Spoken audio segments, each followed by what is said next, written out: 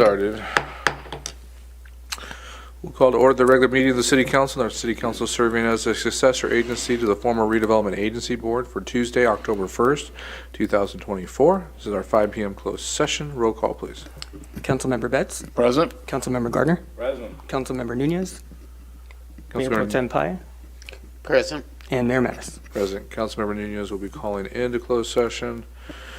I don't see anybody in the audience for public comments. Mr. City Clerk, any public comments? No, Mr. Mayor.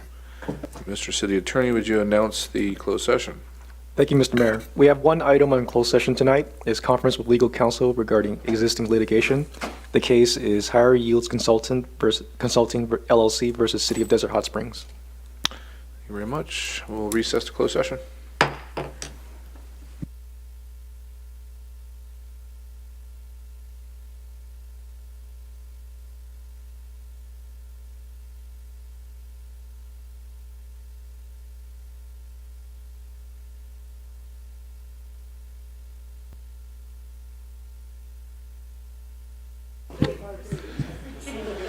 All right, good evening, everybody. We're going to get our presentation period started here. On behalf of the City Council, we welcome all of you. The first presentation we have tonight is a proclamation to our Code Enforcement Officer Appreciation Week. So I'm going to have our Code Enforcement team come on up here, and they're going to stand behind me as I read this long proclamation. That one doesn't work, Tyler. That's okay. How many times have I brought you up here?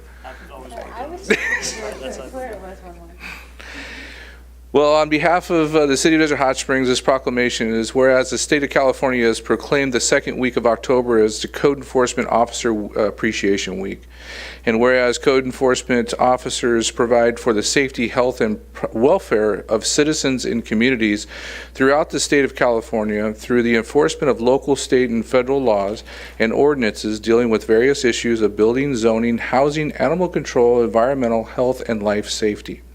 And whereas code enforcement officers have challenging and demanding roles and often do not receive recognition for their job they do in improving quality of life for residents and businesses of local communities. And whereas the role of many code enforcement officers have expanded in recent years with the jurisdictional increasingly relying on the expertise and training of code enforcement officers in their communities. And whereas code enforcement officers are dedicated, highly qualified, and highly trained professionals who share the goals of preventing neighborhood deterioration, enhancing community, ensuring safety, and preserving property values through knowledge, training, and application of housing, zoning, and nuisance laws. And whereas the City of Desert Hot Springs recognizes and honors the code enforcement officers that serve our community and acknowledge their role in leading the way to improve quality of life within our community. Now, therefore, I, Scott Mattis, as Mayor of the City of Desert Hot Springs, by the power vested in me, do hereby recognize Code Enforcement Appreciation Week and encourage all citizens of the City of Desert Hot Springs to recognize and express our appreciation for the dedication and service of the individuals who serve as our code enforcement officers. And this is the week of October 6th through 12th. Thank you to all of you for what you do. And on behalf of our code enforcement, our supervisor and manager of our code enforcement department is Christina Newsom, and she's going to say a few words, but on behalf again of us, I just want to thank you for everything you guys are doing. Thank you, Mayor Mattis. My name is Christina. I'm the director of the Code Compliance Department, and I oversee these code enforcement officers. I'm honored to help the mayor designate the second week of October as Code Enforcement Officer Appreciation Week in the City of Desert Hot Springs. And I want to take a second to reflect on the hard work, commitment, and resilience of our code enforcement officers and the will that they demonstrate daily. First and foremost, I think it's essential to understand that this can often be a thankless job. It's a role that requires not only a keen eye for detail, but also a heart full of compassion. Our officers work tirelessly, often in dangerous, filthy, and challenging conditions to ensure that our city remains a safe, beautiful, and welcoming place for all residents. They navigate the complexities of regulations and codes, often facing resistance and misunderstanding. Yet they persist, driven by a commitment to improve the quality of life for everyone in our community. It is also important to acknowledge that their task, it takes an emotional toll. It can be mentally taxing, and they very rarely are greeted with a smile in the field. Yet they approach each day professionally and positively. They're often the first to arrive at a scene, ready to lend a helping hand. They ensure resources are provided to those impacted by devastating emergencies like house fires, floods, and red taggings of buildings. Their dedication does not go unnoticed. Every time a code violation is addressed, it's not just about enforcing rules, it's about enhancing the lives of our residents. It's about creating a safe environment for children, for families to gather, and for neighbors to connect. Our officers are not just enforcers, they're community builders. They engage with residents, they educate them about the importance of compliance, and they help them to understand how those codes can contribute to a better quality of life. So thank our code enforcement officers for your hard work, for their dedication, and their unwavering commitment to making Desert Hot Springs a better place for all. You are truly appreciated, and we are grateful for the positive impact you have on our community. In closing, I invite everyone to join me in a round of applause. Mr. Mayor, can I add something to that? or- What I'm going to say real quick is, and then yes, you can add something if you like. I just want to say that a lot of times you receive these notices on your doors or businesses. Please read them. They're courtesy notices that someone has made a complaint or possibly you're in violation. These individuals are doing their job each and every day to make our quality of life better here in Desert Hot Springs, and they're not doing it to be mean. And I get more phone calls and I read more notices that say, just please fix this. And if you just listen to that or listen to what they're helping you guide you through the situations, there'll be a lot less stress for you in the future and a lot less stress for us or these individuals in the future. So again, thank you. And Mr. Gardner? Yeah, you guys do an amazing job. I see you out there every day as I'm out walking around the city, and I've noticed a remarkable improvement. And it's got to be one of the toughest jobs on the planet. You are either hated by the person you're talking to, or you're loved by the neighbor who's making you do something to get rid of the rat-infested neighbor's next yard, So you're loved and hated at the same time, but I wanted you to know that at least from my perspective in the city that you're very well loved, and we very much appreciate all of the hard work. I know it's thankless, and you guys are out there doing everything, and you're doing a fantastic job, so thank you. Will we take a quick picture? And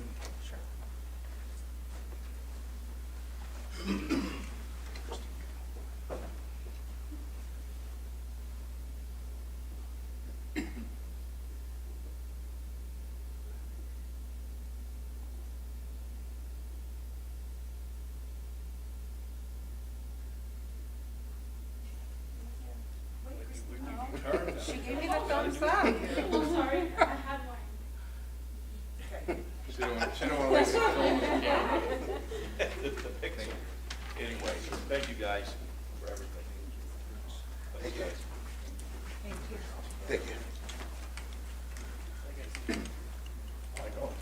I see you every day. And next, I'm going to invite up, we have the Desert Hot Springs Recreation Inspiring Young Minds Walt Disney Concert Hall Field Trip presentation. Miss Christina's, they let her out of the rec center to come over here and hang with us for a few minutes. And then Robert Griffith, former council member, current director on the, is it vice? No, you're vice president. Yeah, one of those things. Vice President of Mission Springs Water District, and also he represents a local business, the Ozera Palms here in Desert Hot Springs, and they've done a fantastic thing to help this out, so they're going to give us a presentation on that.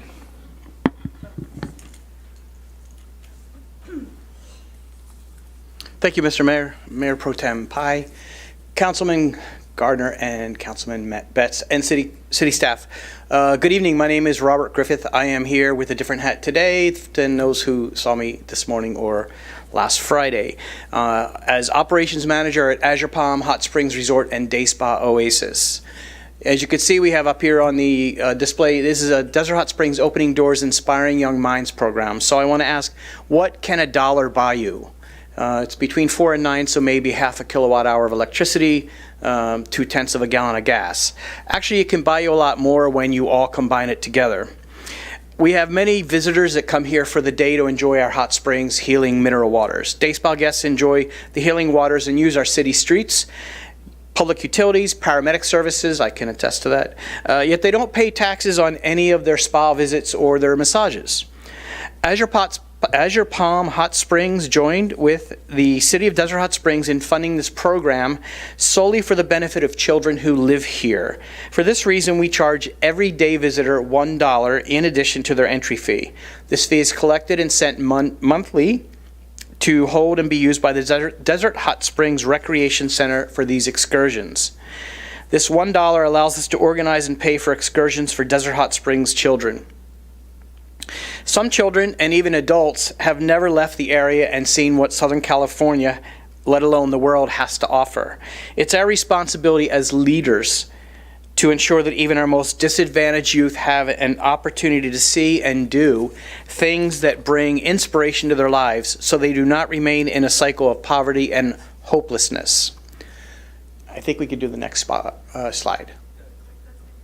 Oh, awesome. There we go. already talked about this.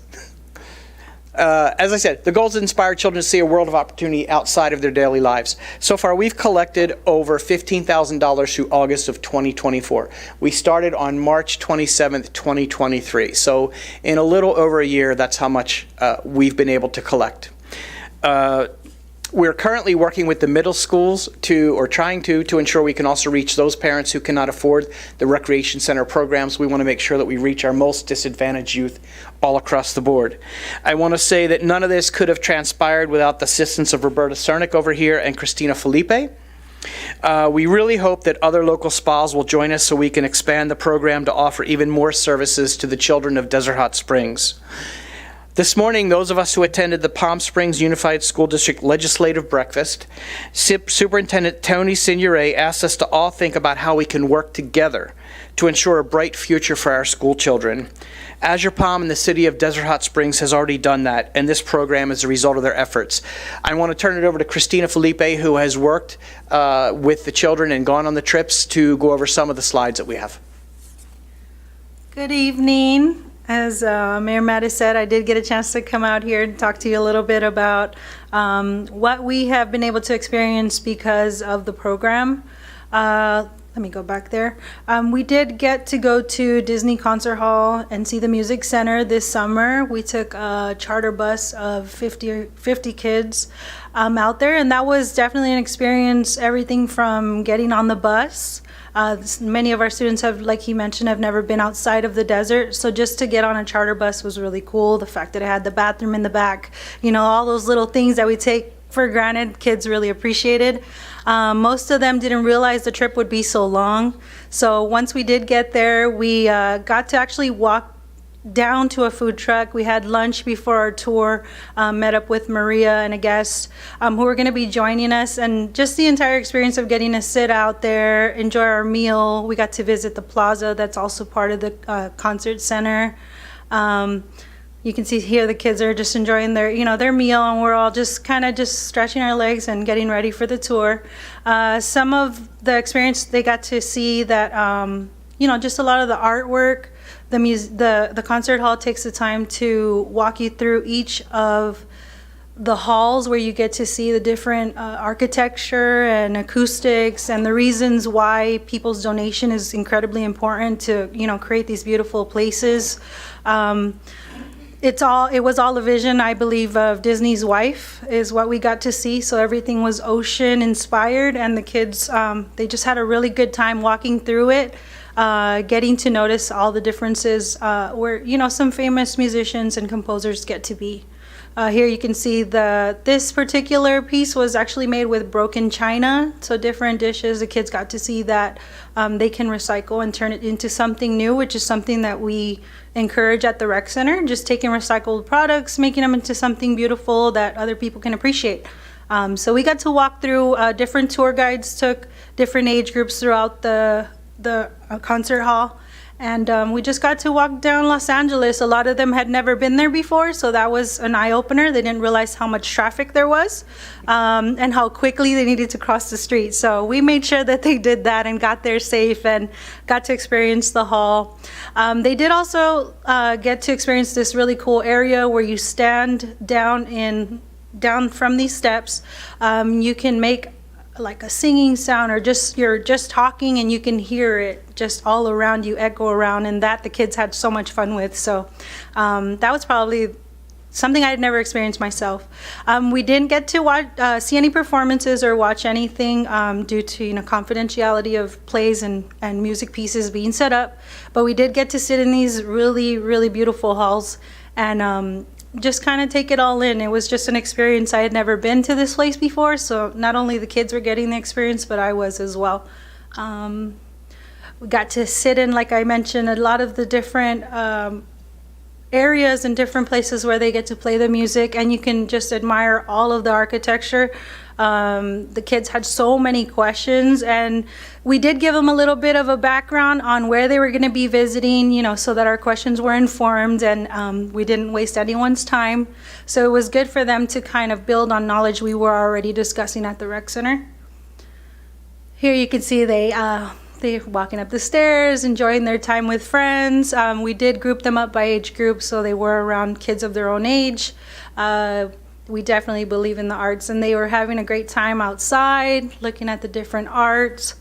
And there's our group there with one of our staff, and we just enjoyed the entire experience. And I know that they won't forget about it. They still talk about it, and they still tell their parents that maybe that one day they can catch, performance there at that center. And that's about it. I did want to mention we did also get to visit a game at the Acrisure Arena to take our kids to be a part of the Desert Hot Springs Day due to the program and the donations made to the hotel, or the spa, excuse me. Thank you. That's awesome. I just wanted to, Robert, please pass this on to Maria and just tell her thank you. She kind of developed this opportunity for donating to these causes in hopes that our other hoteliers and maybe businesses will think about this opportunity in the future. So you raised $15,000 in a year. Can you imagine? Was that about right there? Was my math good? A little over a year. Yeah. Little over a year. And you can imagine if the other hoteliers and businesses got involved, how much more we could do with, or the rec center could do, or other, maybe in the senior center, or whatever it is they could go towards, could do for the community. So please pass on our gratitude. And to Maria, actually, Maria. she attended the trip with us. She met up with us there and did the tour with our students, which was really nice. And she got to, share a little bit about herself and everything with our older group. So they got to be, engaged with her too, which was really nice. Maria's got a great background with her history with Los Angeles, and then being out here in the desert and what she's done with our local spas and hoteliers. And just quickly, one of the things that they really enjoyed actually on the bus, which shocked me, was they had charging ports, which is not something that any of us would normally think about, but that was really kind of the highlight of the day. I totally get it. The first time the golf cart put a charging port in it for my phone, I was totally thrilled. So I totally get that with the kids in the bus. And I just want to finish in saying, our hope is that other businesses, other spas will join us. We have a great future here, and we can use additional funds to do things such as scholarships and other programs. And we are planning our expansion, our Day Spa Oasis expansion, which would probably triple at least what we can contribute. And so the future's really bright, but it really hinges on the participation and actually the support of the city. And again, thank you to Roberta for all she has done, and we're going to meet for this fall's schedule. And Christina couldn't have done it without them. So they're the most important players in this project. Well, what Ms. Christina's done and Ms. Cernig's done over there with our rec center has been amazing. So thank you. Thank you. It's Thank our you. pleasure. We do have one more presentation tonight. It's the Variety Children's Charity of the Desert presentation. I'm not sure who's, oh, there we go.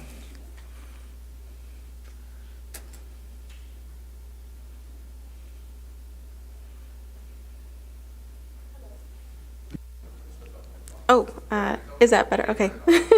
Thank you. Good evening, Mayor, council members, and members of the Desert Hot Springs community. My name is Annika Renteria, and I am the Outreach Coordinator for Variety, the Children's Charity of the Desert. Here with me is Isabel Sanchez, our Outreach Specialist and also a resident of Desert Hot Springs. I'm honored to be here today to introduce our organization and share with you the meaningful work we are doing to support children and families throughout the Coachella Valley. Variety, the children's charity of the desert, was founded 37 years ago with a mission to provide life-changing services to children who are sick, disadvantaged, or living with disabilities. And Isabel will share more about our programs. We deliver our services under 4 core programs. Our Freedom Program, which provides children with mobility equipment such as adaptive bikes to promote independence and inclusion. Our Future Program, which focuses on life-enriching activities, including art, recreation, and educational support. Our Care Program, which delivers life-saving medical equipment and healthcare services to children in need. Our Outreach Program, which is particularly important for our efforts here in Desert Hot Springs. It provides case management, referrals, and direct support to families, helping them navigate through complex challenges. This year, we have taken intentional steps to expand our services to underserved areas like Desert Hot Springs and Mecca. We are working closely with community partners and schools to ensure that families in these areas are not left behind. So our organization thrives on partnerships, and that's one of the reasons we are here today. We want to strengthen our relationship with the Desert Hot Springs community and collaborate with local leaders and organizations to reach even more children. Your support is key to expanding our programs and ensuring that children in this community have access to the resources that they deserve. In closing, I'd like to thank the Desert Hot Springs City Council for giving us the opportunity to speak today. Thank you very much. Well, thank you for taking the time to come up here. You guys do fantastic work throughout the Coachella Valley, so whatever we can do to help partner, I'm sure we would try to do that. Thank you. Thank you so much. And I invite all of you to come into our facility and tour our facility in Palm Desert. And I brought some brochures in case anyone is interested in more of what we do and how we serve the community. Awesome. You can leave them with Gerald right there, and he'll get them off to us. Okay. Thank you so much. Thank you. With that, we have about 9 minutes before the city council meeting starts, or 10 minutes, so we're going to recess until 6 o'clock. We'll be back at 6 o'clock.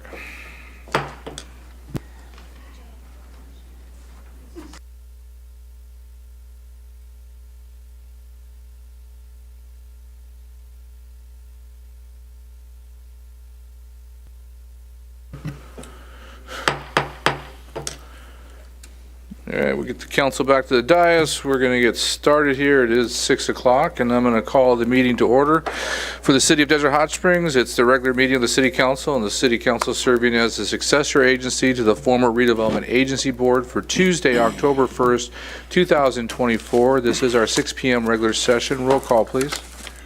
Councilmember Betts. Present. Councilmember Gardner. Present. Councilmember Nunez. Mayor Pro Tem Pai. Here. And Mayor Mattis. Present.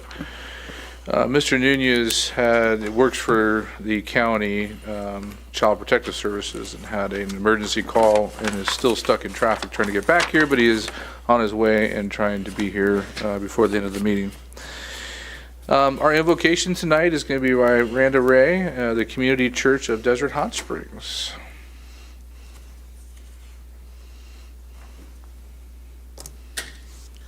Let's take a moment. Mighty God, what a joy it is to be here with all these hardworking people who care so much about the city that I grew up in. I ask tonight that you would guide the discussions, that all who present information and concerns and approvals would do so from a true concern for the city and for the residents, that there might be harmony among all peoples, that there might be positive growth and an appreciation of the gifts that each one brings to the table.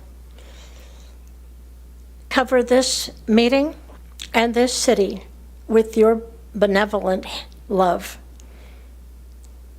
In God's name, amen. Thank you very much. I'm going to ask you to rise, and Ms. Pai, would you lead us in the Pledge of Allegiance?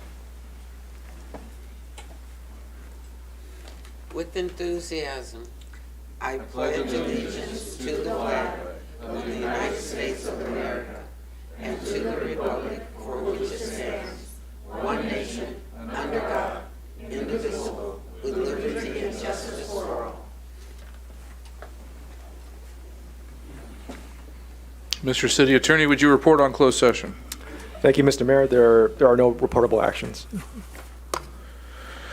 All right, during this time, we're going to approve the agenda, but also the consent calendar if no items are pulled. I understand that Ms. Pye wants to pull one. What number? Number 5. Any other items from the consent calendar? Okay, we're going to take action on the consent calendar minus number 5. So number 4, 6, 7, 8, 9, 10, and 11, which are general housekeeping items for the most part. Is there anybody in the audience who would like to speak on those before I go to a vote?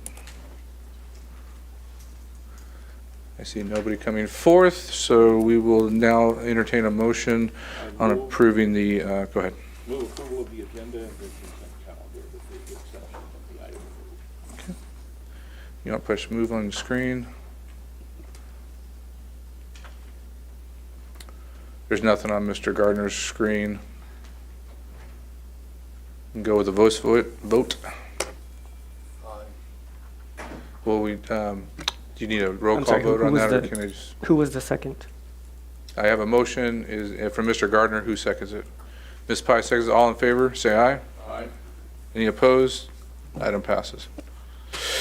All right, we're going to move to public comments. At this time, pursuant to the Brown Act, any person may comment on matters of general interest within the subject matter jurisdiction of the City Council not listed on the agenda. So if you're here to speak on an agenda item, you'll have to wait till that agenda item. Under the Brown Act, the City Council shall not take action on or discuss matters raised during public comment portion of the agenda that are not listed on the agenda. All comments are to be directed to the City Council and should be devoid of any personal attacks. Members of the public are expected to maintain a professional, courteous decorum during public comments. Ms. Randa Ray, you're up first. Thank you.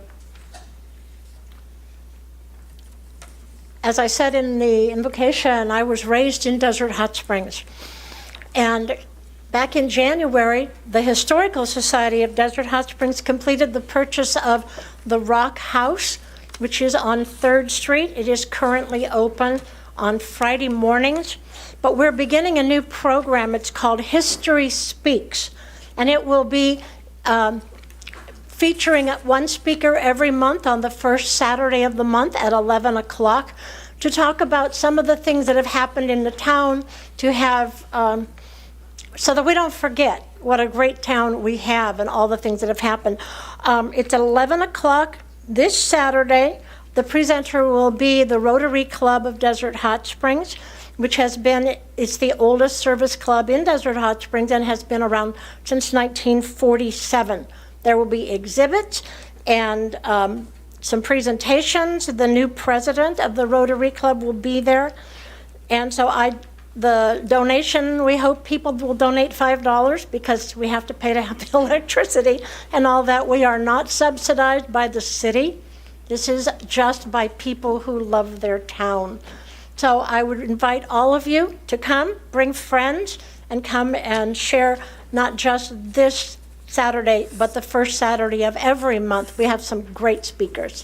Thank you very much. I'm going to continue down this, but if you're filling out blue cards to speak on any of the 2 items on the agenda, you do not need to do that. We do not need your blue card. When it comes to public comment, you'll just be called up on that item, and you can come state your name and have your 3 minutes. So you don't need to fill out a blue card if you're speaking on the items 2 or 3. This is just for general comments right now. Tom Uber? Good evening. My name is Tom Huber, and I am a resident of Vista, Montana, the 55 and over community down on Palm Drive. I'm here. One of my other neighbors is also here because we have concerns. A number of months ago, there were concerns brought up that the residents at the park do not own the clubhouse or the pools or the gym or the guardhouse or the streets. And our title companies have told us that we are tenants in common, and then now there's conflicting information that we are not tenants in common. The biggest problem is that we have requested in writing information from our HOA. One of my neighbors sent a letter 8 months ago. It's been ignored. My other neighbor here sent a letter 8 weeks ago. It's been ignored. I got up at the HOA meeting personally 2 weeks ago, and I said, you know, there's nothing more important than this issue, and I don't understand why you guys won't put it on the agenda and why you won't speak on it, and I would like to see you vote to add it to the agenda today, and I was ignored. I've also sent a letter requesting clarification and information. Everything has been ignored. So I have a concern for many of my neighbors that are over the age of 70. They're on fixed incomes, and this is a devastating development if it's true. We have no reason to believe it isn't true so far. We can't find any proof from the county or any records to the contrary. So I hope I'm wrong, because I don't want my house to be significantly worth less than it was represented to me. Realtors have been contacted. They are looking into this. We have listing agents right now that are very concerned. We have agents that have sold property in the last 2 years that are very concerned. They did not make these disclosures that they would need to make. So potentially, I think there is a significant fraud here that has been perpetuated for quite a long time. But my bigger concern really at the moment is that our board just refuses to answer. And I don't think innocent people act that way, frankly. So I have lots and lots of documentation, lots and lots of forms, but we are not on title for those lots in our development. The original developer, Mr. Perucci, is the one who is on title. He could put a for sale sign in front of our clubhouse and change the locks tomorrow, and we would have nothing we could do about it because he technically owns it and not us. So he's 90 years old. We're hoping to get this settled before he might pass away. So we have a bit of urgency, and if the city manager or the city attorney could reach out to me, I would love that. Any help we could get, I would love. Any clarification, I would love. And again, I hope I'm wrong, but thank you for your time. Thank you, Tom. Yeah, we'll leave your number. I'm not sure if there's much we can help, but my business card's out front, and I might have some advice for you because of the industry I work in. So. Thank you. Mm-hmm. Tom Moen. Tom Moen is the last public speaker that I have on just general items. If you're here for a general comment, you're more than welcome to speak now. If you're here for an item on the agenda, you don't need to fill out a blue card. We'll call you up at that time. Mayor and Council, thank you for allowing me to speak. And I am Tom Moen. I am a 45-year resident of Desert Hot Springs. I'd like to bring up Hacienda Avenue again. It's still a pack rat road with bumps and lurches, and the line painting is still crummy. I had a hard time seeing to get here tonight, and I think our roads should be painted with bright day-glow paint, and I don't know why this is taking so long. And from the senior center, I enjoy going to the senior center nearly every day. I have a complaint that I've been making over and over again. The men's room at the senior center has leaky old men using the stall, the standing stall, and it's wet. And I have brought in complaints. Can't we have someone to come in for 5 minutes just to damp mop it and make it clean? That way my shoes will not be sticky and going click, click, click all the way out. I think that our city should be responsible to provide a pleasant place for the seniors to go. I was asked by some folks at the senior center today, our library is still gone. It disappeared. It has not been replaced in any way, shape, or form. And that's just some questions from the seniors. They like to do things, and they're mostly there for entertainment. And the books were very entertaining. And I have another question. I've been working for a couple days for an answer, and that is that it would be nice to have a presentation by the District 2 candidates, the District 4 candidates. Mr. Moen, you cannot electioneer from the dais. It is against the law. Okay. So, thank you. Anything else you'd like to make comments about? You're more than welcome. No, thank you. Yeah, thank you very much. All right, I do have 4 cards. I just want to confirm that they are on the item 3, which is the professional services agreement for the mural. Andrea, Frank Elmore, Bijan, and Rikita, are you all wanting to speak on that item? Item number 3, correct?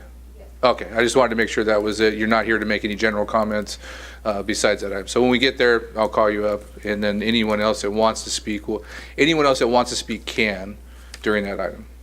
I just wanted to make sure. You don't need to fill out a card. But you don't have my name there. I don't have your name yet. You just don't need to fill out a card. I'm just, the ones I did receive, I just want to make sure they're not under general public comments. Did anyone want to make a general public comment not on arts?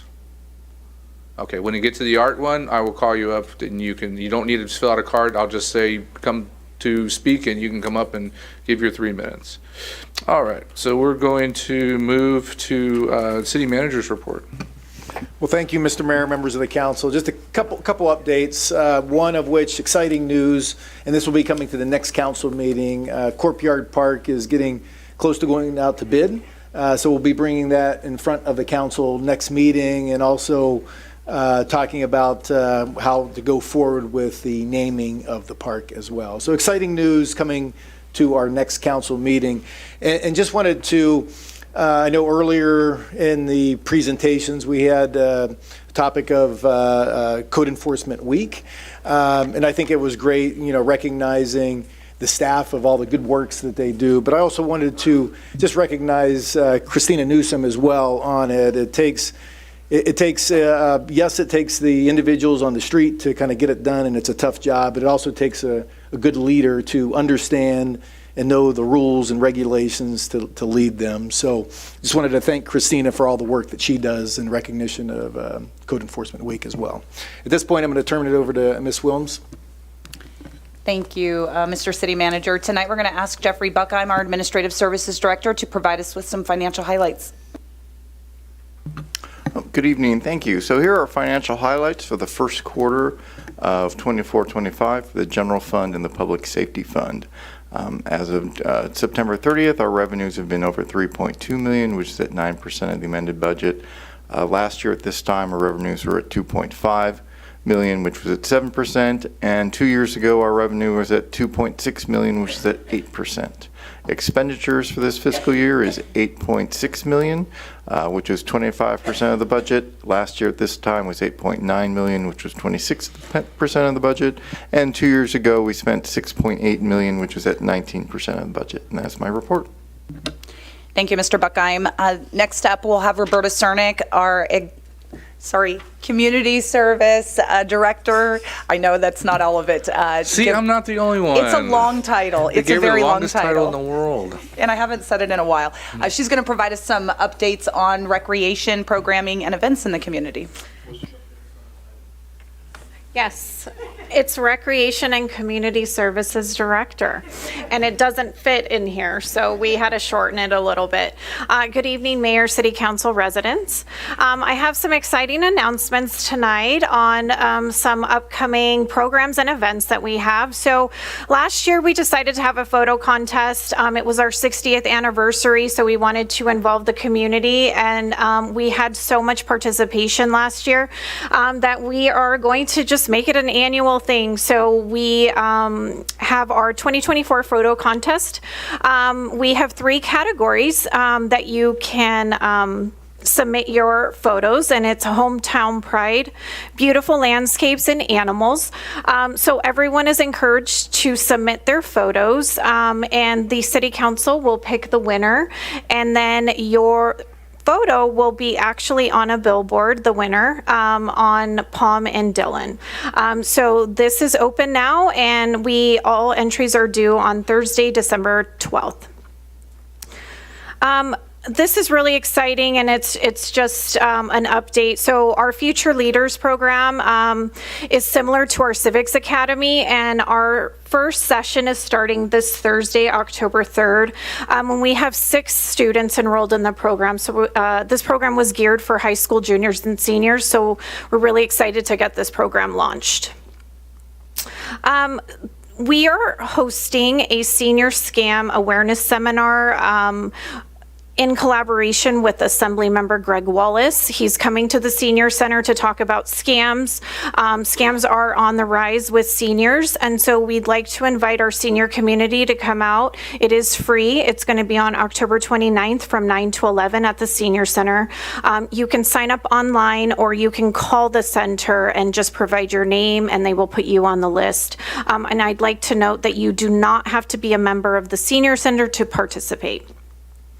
And our next big event is going to be our Dia de los Muertos Festival. It's going to be held on Saturday, November 2nd at Mission Springs Park from 4 to 9 p.m. Admission is free, so come celebrate with us. It's a community event with culture, music, and fun. We're going to have live performances, food, vendors, face painting, and a beer garden. And our headliner this year is the B-Side Players. Our Veterans Day ceremony will be held on Monday, November 11th at 10 a.m. At Veterans Park. And finally, I'd like everyone to save the date for our annual Parade of Lights and Holiday Festival. This year, it's always on the second Saturday. And so this year, it's on December 14th from 5:45 to 10 p.m. The parade route will start at Mission Lakes and end at 2nd Street. This year's theme is Home for the Holidays, celebrating the heart of our community. And immediately following the parade, we'll have our annual festival with free carnival rides, face painting, free cotton candy, pictures with Santa, food vendors, and live music. So I hope to see all of you at all of these upcoming events. Thank you. Thank you, Roberta. That concludes our updates. Thank you very much. We'll start with, actually, we'll go to mayor and council member comments. I'll start with Mr. Betts. Thank you, Mr. Mayor. The lines on Hacienda. I know a lot of times when we're waiting to do a rehab on a street, it's a kind of how far do you let it go before we actually get to doing a little bit of paving and rehab. Can we get a look at that and see how bad it is? I know that maybe it'll be a year before paving or 6 months, but at some point in time it deteriorates so bad that we just got to spend the money on the paint. We have new owners at the Rose Mortuary, so we all attended a ribbon cutting there. That was good. They've come in from Los Angeles. They got the Inglewood Cemetery District. They run that. And anyhow, Jan probably knows them better than I do through connection with the Cemetery District, but it was nice to see the new ownership come in there. Attended the Senior Center Expo. We all had a nice event, community event at Vista, Montana. I attended the Sunline Transit Agency. Not a lot going on there. We did get a look at our routes. Desert Hot Springs routes continue to be the busiest on the system when you take the 3 bus lines that we have, Line 2, Line 3, and Line 5. Line 5 is an express down to Palm Desert if you don't feel like taking your car. You can take the bus and it'll get you down to the mall just about as quick as you can get there with your car. And then there is Sunride, which a lot of people aren't aware of. But it's like an Uber or a Lyft app on your phone, and once you get there, it'll get you around. So it's a good first mile, last mile thing, and it also gets you from your house to the bus stop. We took a tour of the wastewater plant. Congratulations, Mission Springs Water District. I think we were talking about a completion date on that in 2015, but things don't always get done with Public Works as quickly as you like, but it's good to see that's done. Desert Bakery had a very nice event. Over the weekend, I was asked what mariachi music I liked, and I don't know any mariachi songs, but it was still it was a fun event. The Maverick Station is opening. I'm going to ask the city manager, a soft opening I have for Friday. Is that correct? Or when's the actual? Yeah, so this week is going to be a soft opening. Then we're going to be doing the ribbon cutting shortly thereafter. But this week, I'm not sure the exact day, but there is a soft opening. Okay, and we weren't responsible for holding that up, right? That was supply chain shortages? Yeah, it was power-related issues. About what? Power-related issues. Okay, good. So just people talking about that. And then last, you know what? I think I'll just let it go. I don't want to bring it up. We're good. Thank you, Mr. Mayor. Thank you. Mr. Gardner? Thank you, Mr. Mayor. Danny, when do we start the reconstruction on Hacienda for the big widening and the sidewalks and the median? Isn't that coming up quick? So right now, we're in the final plan checks. We should start it this winter. I don't have a final date because it is going to plan check right now. But it is going to be the next. Mr. Moen had brought it Yes. up, and I thought, there's no sense in painting it if we're going to completely tear it all up and put a median down the middle of it and starting this winter. Correct, and there's two projects. One's on the west side and one's on the east side. So the one on the west side is going to go first. But we will look into the striping as well. And then following up too, Mr. Moen, missing the library, we are installing a little free library. Emily Pearson in the city manager's office is working on that. You'll get a little free library there pretty quick. Had a very nice dinner with the Mujeres Latinas Women's Club, who I am surprised to see sitting here all in front of me here. I didn't know they were coming today. These ladies work very hard in supporting our students here in Desert Hot Springs, and it was their volunteer thank you dinner. And I wanted to thank Susan Kabehi and Jane LaSure for their hard work with the club and all of the women involved. You guys really make a great difference in our community. And several of those women, and I don't believe it's an official Mujeres event that's coming up this Saturday at the Carl May Center, but it is being put on with Kiwanis and a few other folks, and there'll be all kinds of kids' activities and community booths with a lot of community organizations there, and that will run from 10 until 1 o'clock on Saturday. So come on down there to the Carl May Center and see what's going on there. I had a chance to attend the Joshua Tree National Parks Association Bighorn Dinner up in 29 Palms this weekend. The association supports the park and operates the visitor centers and puts on programs throughout the year. And their executive director, Jackie Guevara, is a DHS resident. And I keep planting a little seed about putting a little visitor center down here, and she's working on it. So hopefully we can get that going pretty good. Sadly, I was unable to attend the ribbon cutting for the memorial and the memorial first flush for the Nancy Wright Wastewater Treatment Center. No one has worked harder to protect our groundwater and make sure that our water resources are here for us when we need them than Nancy Wright. So it's a great honor for her to have that facility named after her, and I want to thank the Water District for all their work at this new plant. It's going to really, really help the city grow our industrial base down in that area, as well as support all of those new houses that we're seeing built around town. And the reason I was unable to attend that is I had to chair the Visit Greater Palm Springs Convention and Visitors Bureau meeting at the same time. And there are some very cool new marketing plans, including some very specific ones to DHS that I got a sneak peek at, but I could not get onto a thumb drive to come show you today. So we're going to try to show you those next week. But some amazing new commercials that will help really drive the tourism to our city. And some interesting stats we got out of that meeting too. We did another survey that will help both the Visit GPS and the city plan our marketing. For instance, aside from, when you think about traveling, what's the biggest reason you travel? And aside from visiting friends and family, the next most cited reason in the surveys that we've done is traveling to a destination, is visit a national park or a monument. Well, we're the only city in the desert that's surrounded by two of them. So that's another great marketing advantage for us. In addition, the number one factor in selecting a destination is safety, security at the destination. With DHS having the lowest crime rate in the valley, we should be able to market that as well. Number three was cost. And I did a quick survey. Even our most expensive hotels here are still significantly less expensive than Palm Springs and Rancho and Indian Wells. So there we go. We've got three big things that we can really capitalize to drive some more tourism here. Finally, 35% of the respondents wanted a place with a limited number of tourists. Well, we're pretty quiet out here, right? So again, great way to capitalize for our marketing in Desert Hot Springs. So I'm looking forward to seeing both how our contracted marketing people, who are also the same ones that work for Visit GPS, come up with to help market this. So it's all really good news on that front. That's all I've got, Mr. Mayor.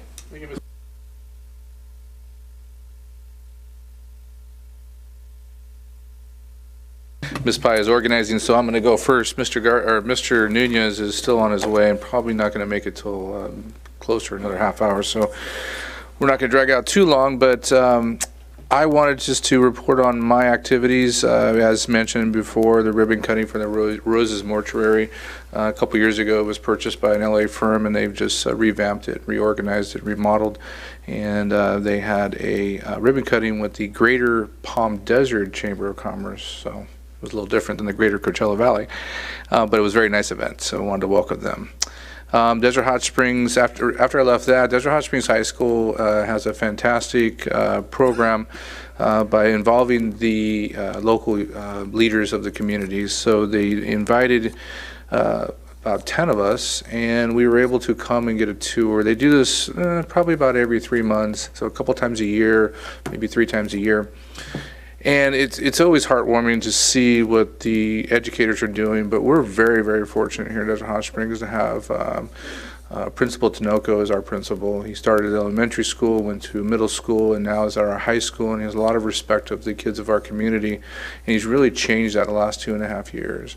And if you don't know, all the high schools, all 4 high schools in the Coachella Valley, or in the Palm Springs Unified School District, have a health and wellness center now. And what it is you get to go in, and it's set up like a spa with a water fountain or a waterfall, and it's kind of tranquil, and the kids can just relax.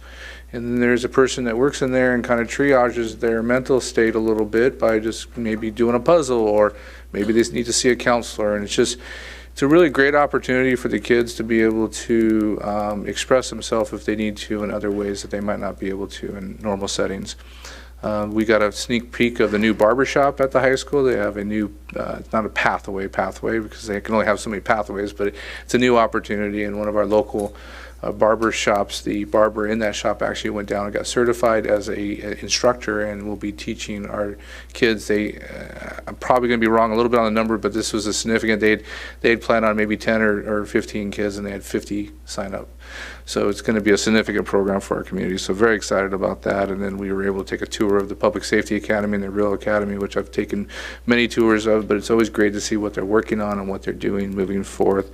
So again, just wanted to shout out to our high school and everything they're doing for the youth of our community. I also attended the Nancy Wright Regional Water Reclamation Facility.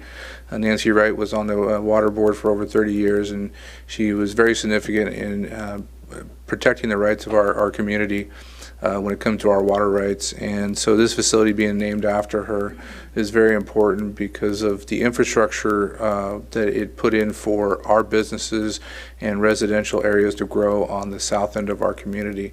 A lot of times people say to me, why don't we have all these businesses along Palm Drive and Indian Canyon?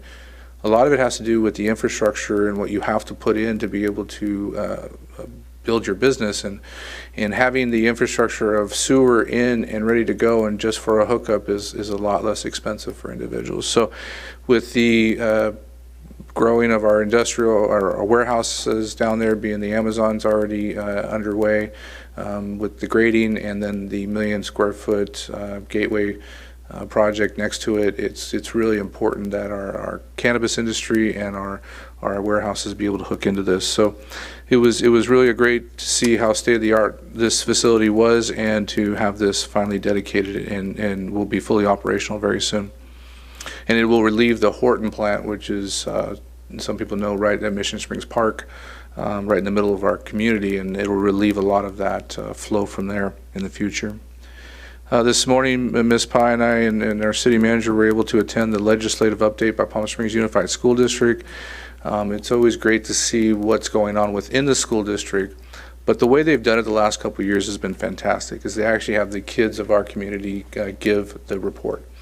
And so today we had the Performing Arts program, which is, I'll forget the exact name of it, but there's a program that involves all 4 high schools, and they have kids that want to be in performing arts come together, and basically they gave us a almost Broadway performance of what the school district is doing with all their different academies and stuff. They sang to us, they had scripts, a couple of kids memorized things, and it was just really fantastic to watch. So we were able to see quite a bit of updates that Palm Springs Unified School District's doing, and I believe there's a State of the School District coming up in a week or so.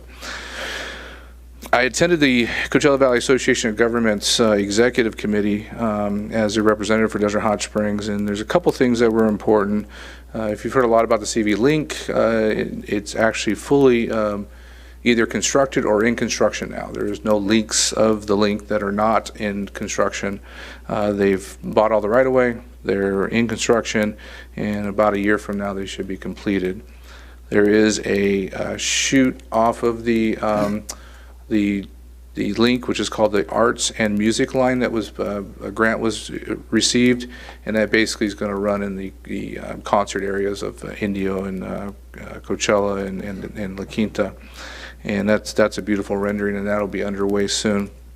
We've always talked about having a piece of that up through Desert Hot Springs, and the executive director and the committee always makes comments after they're done with this report that our next link is up to Desert Hot Springs, and I look forward to that. We already have renderings and ideas of where it should go, and in hopes that someday, the governor actually gave us $20 million at one point. Unfortunately, the legislators stripped it out of the budget 3 years ago, I think it was, 4 years ago. So hopefully we'll go back to the table with that in the future and be part of the CV link.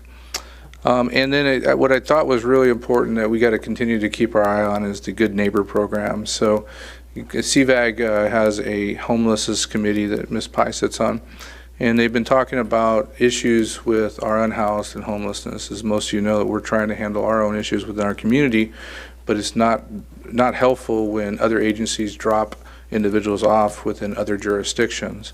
So they've talked about having what they call a Good Neighbor program, which is notification of that. So if somebody does have an address within your jurisdiction and they've become unhoused, or maybe they're just not knowing where they need to be, and they identify an address and commit to that address with law enforcement or any of the set teams within the communities or county, they can be brought back to that community safely. This needs to be revamped and worked and talked about a lot more, and that's what they wanted to start the conversation with yesterday. We have had this problem in the past where, I'm not going to say the agency, but there is one agency that's not far from us that has dropped individuals off at the borders of our community rather than taking them home where their addresses are supposed to be. So I'm going to keep a close eye on this one. I think it's very important that we all do. We, as a city council, over the last year have taken a lot of responsibility for our unhoused and put together a lot of programs and our opportunities for our unhoused to get away from those issues. I just don't think it's fair for others just because they go to another community to live and they had an address here at one point should be brought back here if they really don't want to be brought back here just because they have an address. So something I'll keep a close eye on. I failed to say at the last meeting, congratulations to Mr. Gardner, who was elected or appointed the Coachella Valley Conservation Commission, CVCC, chairman for the second year in a row. Most of the committees that we sit on, we usually rotate in for a year or rotate out, and it's not always something you see where you get 2 years in a row. So congratulations on that. You must be doing something good there. And then finally, the State of the City will be presented this Thursday at the Health and Wellness Center. It is sponsored by the Coachella Valley, Greater Coachella Valley Chamber of Commerce, and I believe all the lunches it is sold out. But for residents of Desert Hot Springs, you're more welcome to come. There's chairs on the outside that you can sit and listen to the State of the City. And if you don't want to sit there for my 4-hour State of the City, I'm joking, it's only an hour. Sit there for an hour, it'll be recorded and put on our YouTube channel in the future for you to refer to and see all the great things that our city has coming up and has completed and will complete and hopefully complete in the future. So I invite you all. Ms. Pye. I was looking for this information. I worked real hard to get this guy. I did, but I found it. Okay, this is Do the Right Thing, Cheryl. This student is Noah Consenata Mark. He goes to Edward Wensloff Education Center. Noah did not have a great start to his high school career. He started at Hemet High School in 9th grade, where he struggled to pass his classes. He transferred to DHSHS at the beginning of the 10th grade year, where he continued to get behind in credits, was hanging out with the wrong crowd, and making poor choices. Noah experienced a lot of loss in his 10th grade year. His parents divorced, and court costs were a financial burden to his mother. Then his mother was diagnosed with cancer, which was a very difficult for both of them. In addition, Noah had to overcome yet another challenge when he lost his boxing coach unexpectedly. Noah came to MSJ in October of his junior year, ready to make changes for the better. His attendance has been close to perfect since he arrived. He's a positive role model to his peers, always showing respect to both students and staff alike. Noah is a joy to talk to about his hobbies, his flourish here at MSJHS. His plan is to return to Desert Hot Springs High School in January and to graduate there. Following high school, Noah's career goal is to attend College of the Desert to earn his Associate of Science in Fire Technology and become a firefighter.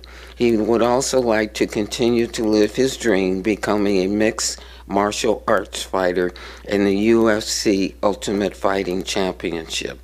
Noah is an amazing young man who is now on the path of doing the right thing, always. And I told him that I can get him an interview with our fire department and that the Desert Hot Springs Women's Club does give scholarships to those that are attending COD. We give them for school. And so we're going to stay in touch with him.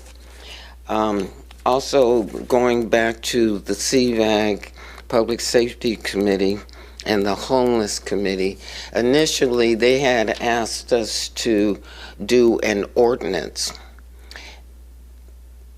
and I didn't agree with it. There is not an ordinance that can be done for all 9 cities. We don't have the reserves that some other people have, and to do an ordinance, in my opinion, was not a good thing to do. And we get things, one of the things I don't like about government, we'll do something and don't follow through. We were told by the government that we can stop people from camping in different places. Well, we were told to do that without any mandate to have it done. So somebody moves here and you move them, then they move over here, and then you have to move them again. And then we had a person that stood up and said, so what do the police do? Do they give resources? You cannot put it on the police. So anyway, we ended up with a good neighbor policy, which we passed on to the executive committee. So maybe we will figure out something. But we're not doing an ordinance. Also, kind of on that note, Supervisor Perez is doing a Justice System Symposium on Thursday, October 10th at the UCR Palm Desert campus. And it's from 3 p.m. to 7 p.m. They usually do this on a regular basis, but they didn't because of the pandemic. So now they're starting back with that. Also, we've got some good news. Our person that is assigned to the Desert Healthcare District is Carol Roger. And Carol Roger, on Thursday of last year, she received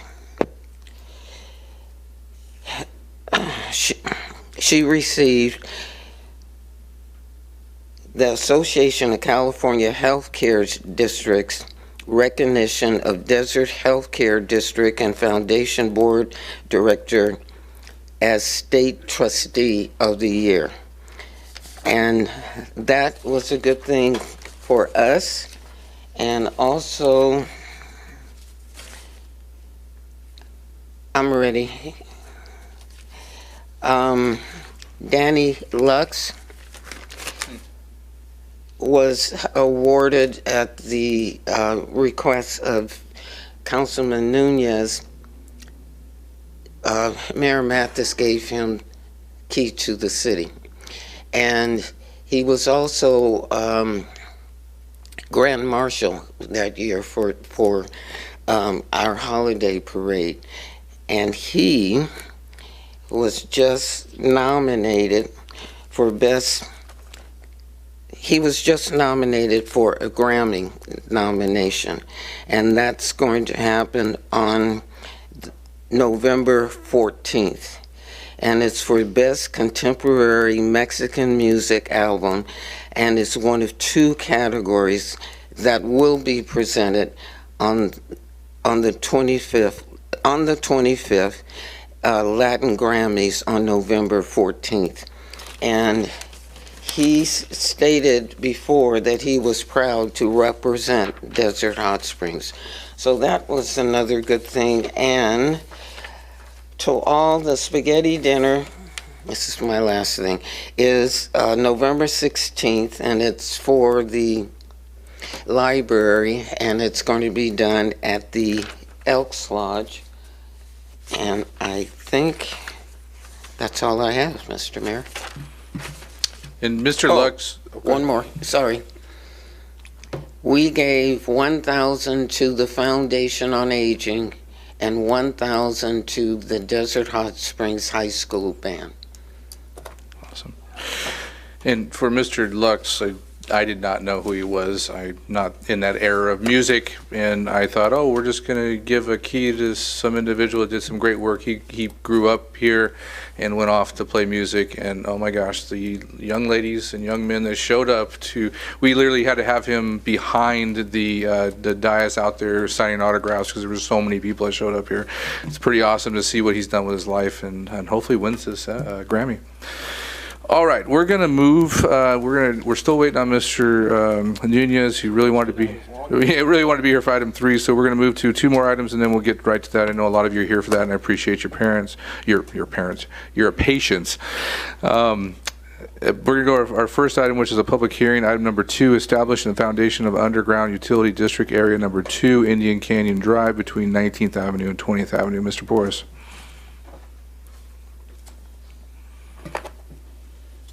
Thank you, Mr. Mayor, members of the council. This item is the second part of the item that was presented at the last council meeting. It was the calling for today's public hearing. Today would be the formal public hearing. Since then, notices have been sent out to the neighboring properties within 300 feet. We've also published it in the newspaper as well. The formation of the underground utility district number 2 regards Rule 28 funds. SCE customers and ratepayers pay into the Rule 28 program to utilize those funds for undergrounding of electrical facilities. In June of 2021, the California Public Utility Commission, or CPUC, discontinued that program, and any remaining balance had to be allocated to a Rule 28 project. If not, they would expire in June of 2025. Therefore, this resolution is important in order to City of Desert Hot Springs to maintain the balance that it currently has, which is $969,978. Some of the required steps are to identify a project. The second one is to form an underground utility district by resolution, which is today's public hearing. After the public hearing, the resolution gets sent to SCE to begin the project design. The design takes about 12 months to complete, and then the project gets finalized and the RFP released and construction begins. It is important to begin the design process now because in 2025, SCE costs will escalate and will increase the project costs and reduce the overall scope of work. Some of the qualification criteria for the project itself was these 5 categories here. The first one was undergrounding will avoid or eliminate any unusual heavy concentration of overhead electric facilities. The city has multiple locations with overhead electric facilities where any undergrounding will meet the demand, will eliminate heavy concentration. The second criteria was a street or road right-of-way is extensively used by general public and carries a heavy volume of pedestrian or vehicular traffic. In the next slides, I'll show you how that was determined. The third one is a street or road right-of-way adjoins or passes through a civic area or public recreation area or area of significant scenic culture and or scenic interest to the historic interest to the general public. The fourth one is a street or road right-of-way is considered an arterial or major collector as defined by the Caltrans road system functional classification system. And the fifth one is ADA accessibility is limited or impeding because of the overhead utilities. How we determined this, we first looked at Caltrans road system functional classification system, and we identified which roadways would be classified. And these, you'll see the purple and the green, which were the minor arterial and major collector, which are majority of our main arterials in the city. We then reviewed annual average daily traffic to determine which one had the highest traffic in the city. It went from 29,000 on Palm Drive to 23 on Indian, 16 on Indian, 11,000 on Two Bunch, about 8 on Hacienda, 8 on Pearson, and 4,000 on Mission Lakes and on Little Morongo. We then mapped out all of the public sites or civic areas in the city. Here they're shown in yellow. Some parks are various parks that we have, our various city facilities. We also did field inspections and identified overhead utilities in those main corridors, which here are shown in red. As you can see, there's miles of overhead utilities. Unfortunately, this project would only cover $969,000, which is approximately 800 feet to 1,500 lineal feet. In order to make the greatest impact, we had to take that into consideration and evaluate it. So we looked at civic areas, we looked at the major arterials, we looked at high impact and economic development as well.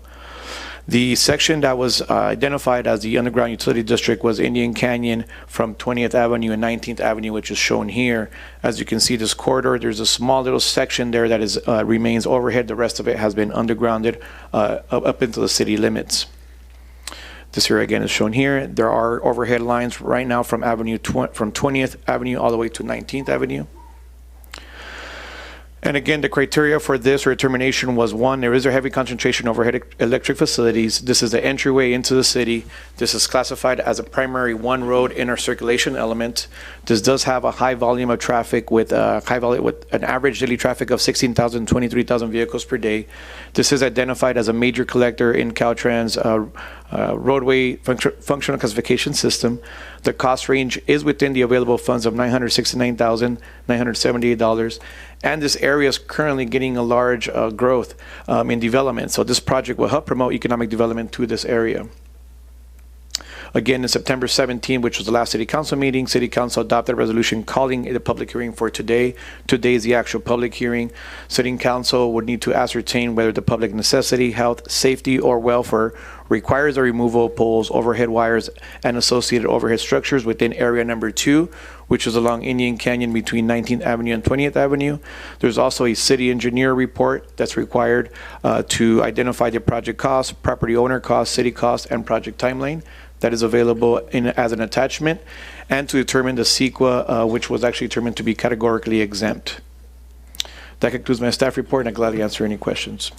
All right, we'll entertain questions of staff from the City Council if there's any questions directly on this project. All right, we're going to move to opening the public hearing. I'll take any public testimony in favor, opposed, or neutral position. You may come up and just state your position and your comments. I see nobody coming forth. I'm going to... Thanks, Frank.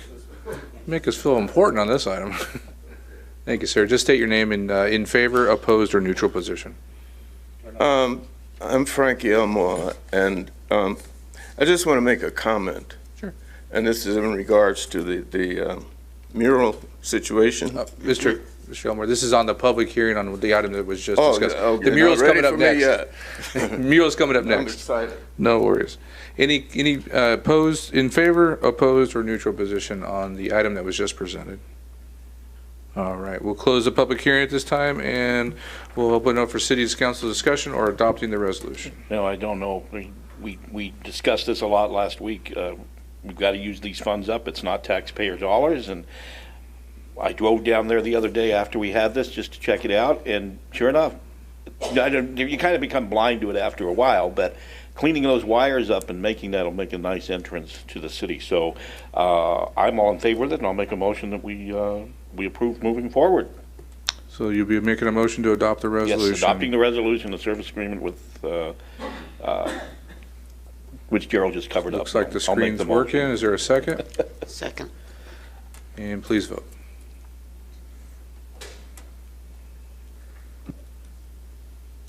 Motion passes unanimously. Thank you very much. We're going to move to the consent calendar. One item pulled from the consent calendar. Ms. Pye, you had the cannabis business regulations amendment. Is there a full report you need on that? Or did you just have a question? Just a staff report. It's just because it's first reading and Got I it. wanted it off of consent. Thank you. Ms. Newsom? Good evening, Mayor and City Council. The proposed ordinance continues the work of the Cannabis Compliance Division from earlier this year in an effort to streamline cannabis permitting processes and lessen overburdensome regulations. These are essentially minor cleanup items. The first is the proposal to remove language prohibiting the subleasing of permitted operational cannabis facilities. In recent year, the cannabis industry in California has faced economic hardships requiring the downsizing of many facilities into small spaces. By removing this language, the opportunity for large facilities in the industrial area to share some space with other operators while maintaining their respective licenses and permits. Second, the Desert Hot Springs Municipal Code currently requires obtaining a state license before a regulatory permit application can be filed. However, internally, our existing process allows for concurrent processing. So it's just a way to codify that process. And lastly, we define the word operational as it relates to the operational status of a cannabis facility, which will clarify the status of cannabis facilities that may be non-operational for periods of time due to ownership or financial issues. That concludes my report, and I'm happy to answer any questions. Before we get to questions, do I have any public comments on this item? Good evening, Mr. Mayor, City Council, Team DHS. Hope you're all well. My name is Scott Russick. I'm the president of the Coachella Valley Cannabis Alliance Network. Our mission is very simple. It's to be a reasonable and productive voice for the cannabis community here in the Coachella Valley as well as the great state of California. I wanted to show up. I love coming to these types of hearings. Always happy to see you guys. This is wonderful. The CVCAN supports these amendments, and I realize they are in the nature of cleanup, but they are super important. They show and evidence that the City Council and staff is listening to the needs of the cannabis community and business owners in this community. It may seem like a small thing, but these changes provide efficiencies. They provide a path to continuing business, but more importantly, a path to thriving and creating sustainability within the community. So once again, DHS gets it. This is wonderful, and CVCAN is very much in support of this. Thank you. Thanks, Scott. Any other public comments on this item? Any council comments? I move for staff recommendation. There's a motion by Ms. Pye. You'll see it on the screen here in a second. Maybe. Second by Mr. Betts. Please vote.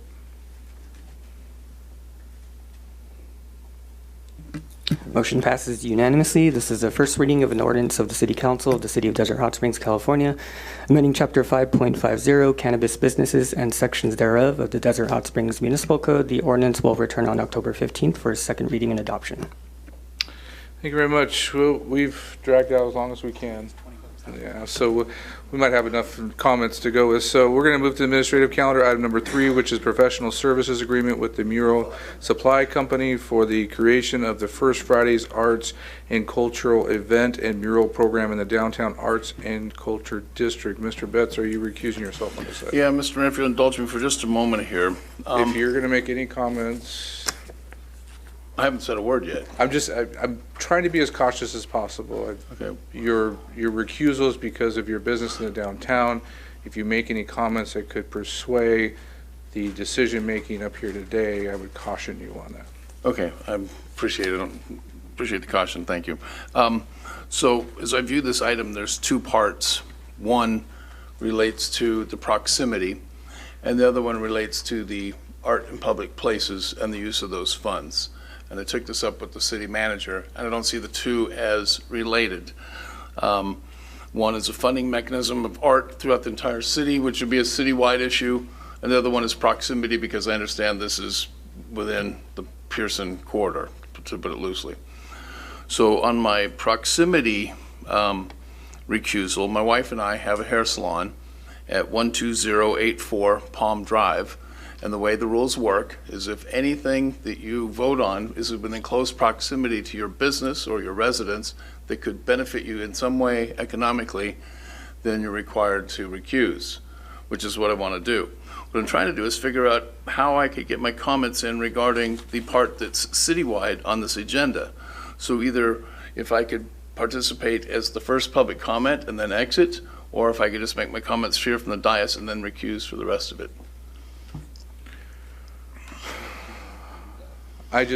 So you have a right as a citizen of the city to make public comment during a public comment period. You have to determine whether your comments are here to persuade a vote for your business or business. I understand that. I'm just talking this through with you to see if there is an opportunity for you. So you have to determine as a public official whether any of your comments would persuade the vote that could enhance your business in this community. So what I'd like to do is bifurcate the two items quickly. I don't see how we could do that. We've done it in the past, but if you don't want to. No, I'm not saying I don't want to. There's a recommendation here that is, and we can read the recommendation, which clearly states that you would have a conflict to participate in this. To bifurcate it would have to be something that the city manager's office would have needed done before this to notice the community so that they would have an opportunity to speak that way. To bifurcate it now doesn't give any notice to the community that that is what they're here for. Well, what they're here for is to make a comment on the recommendation that is in front of us. Mr. Mayor, it's all contained in the agenda, published notice of the agenda item. And why wouldn't you have done this on Thursday when you received the agenda? Why are you doing it now tonight? It could have been really something the city manager's office could have mulled over the weekend. I'm not sure I understand your question. Well, if you thought that this was something you wanted bifurcated, you should have brought this forth on Thursday when the agenda was posted, so we could have had time to do that. Well, the agenda was already posted, so I don't know what that was going to do. Well, I don't see the agenda in advance. The city manager could have made a recommendation to bifurcate this and bring it at the next meeting. Okay, well, I don't have the agenda, the privilege of seeing the agenda ahead of time, so, I mean, I didn't see this I just until it don't was think posted. how it's fair to the community to see you as a business owner downtown try to bifurcate an item that's in front of us. So again, I'll state it again. If you want to There's make two that- items on here, so if you would just put me in the queue for the public comment at the beginning, I'll do that, and then they can make it from here, I can make it from the podium, either way. But there's an important matter that needs to be discussed on the art and public places, and that is citywide. I would recommend not to jeopardize the city council or yourself, that you make your comment from the podium, and when we get to public comment, so you're more than welcome to sit in the audience and listen to the staff report and then make a public comment. Okay, I'll make my comment from the public podium then, and then again, to state my recusal on the proximity portion of this item. My wife and I have a hair salon at 12084 Palm Drive, and any activity related to within 500 feet of that could impact our business, and so I will recuse when it comes to that portion of the. Mr. Gardner has a comment. I don't think that will work, Mr. Mayor, mainly because this expenditure coming out of the Art and Public Places funds is entirely focused on the downtown core where you have a conflict of interest. So I don't even know how bifurcating it does that, because the Art and Public Places funds exists. We're taking money out of that to fund a downtown mural project that directly affects your business. I don't know how a bifurcation would work that. I would oppose on that, Mr. Mayor. I And agree. I can make a motion to do that. Ultimately, it's my decision, Mr. Gardner. I think we all realize that, but the public's here to persuade us in one way or another on their opinions.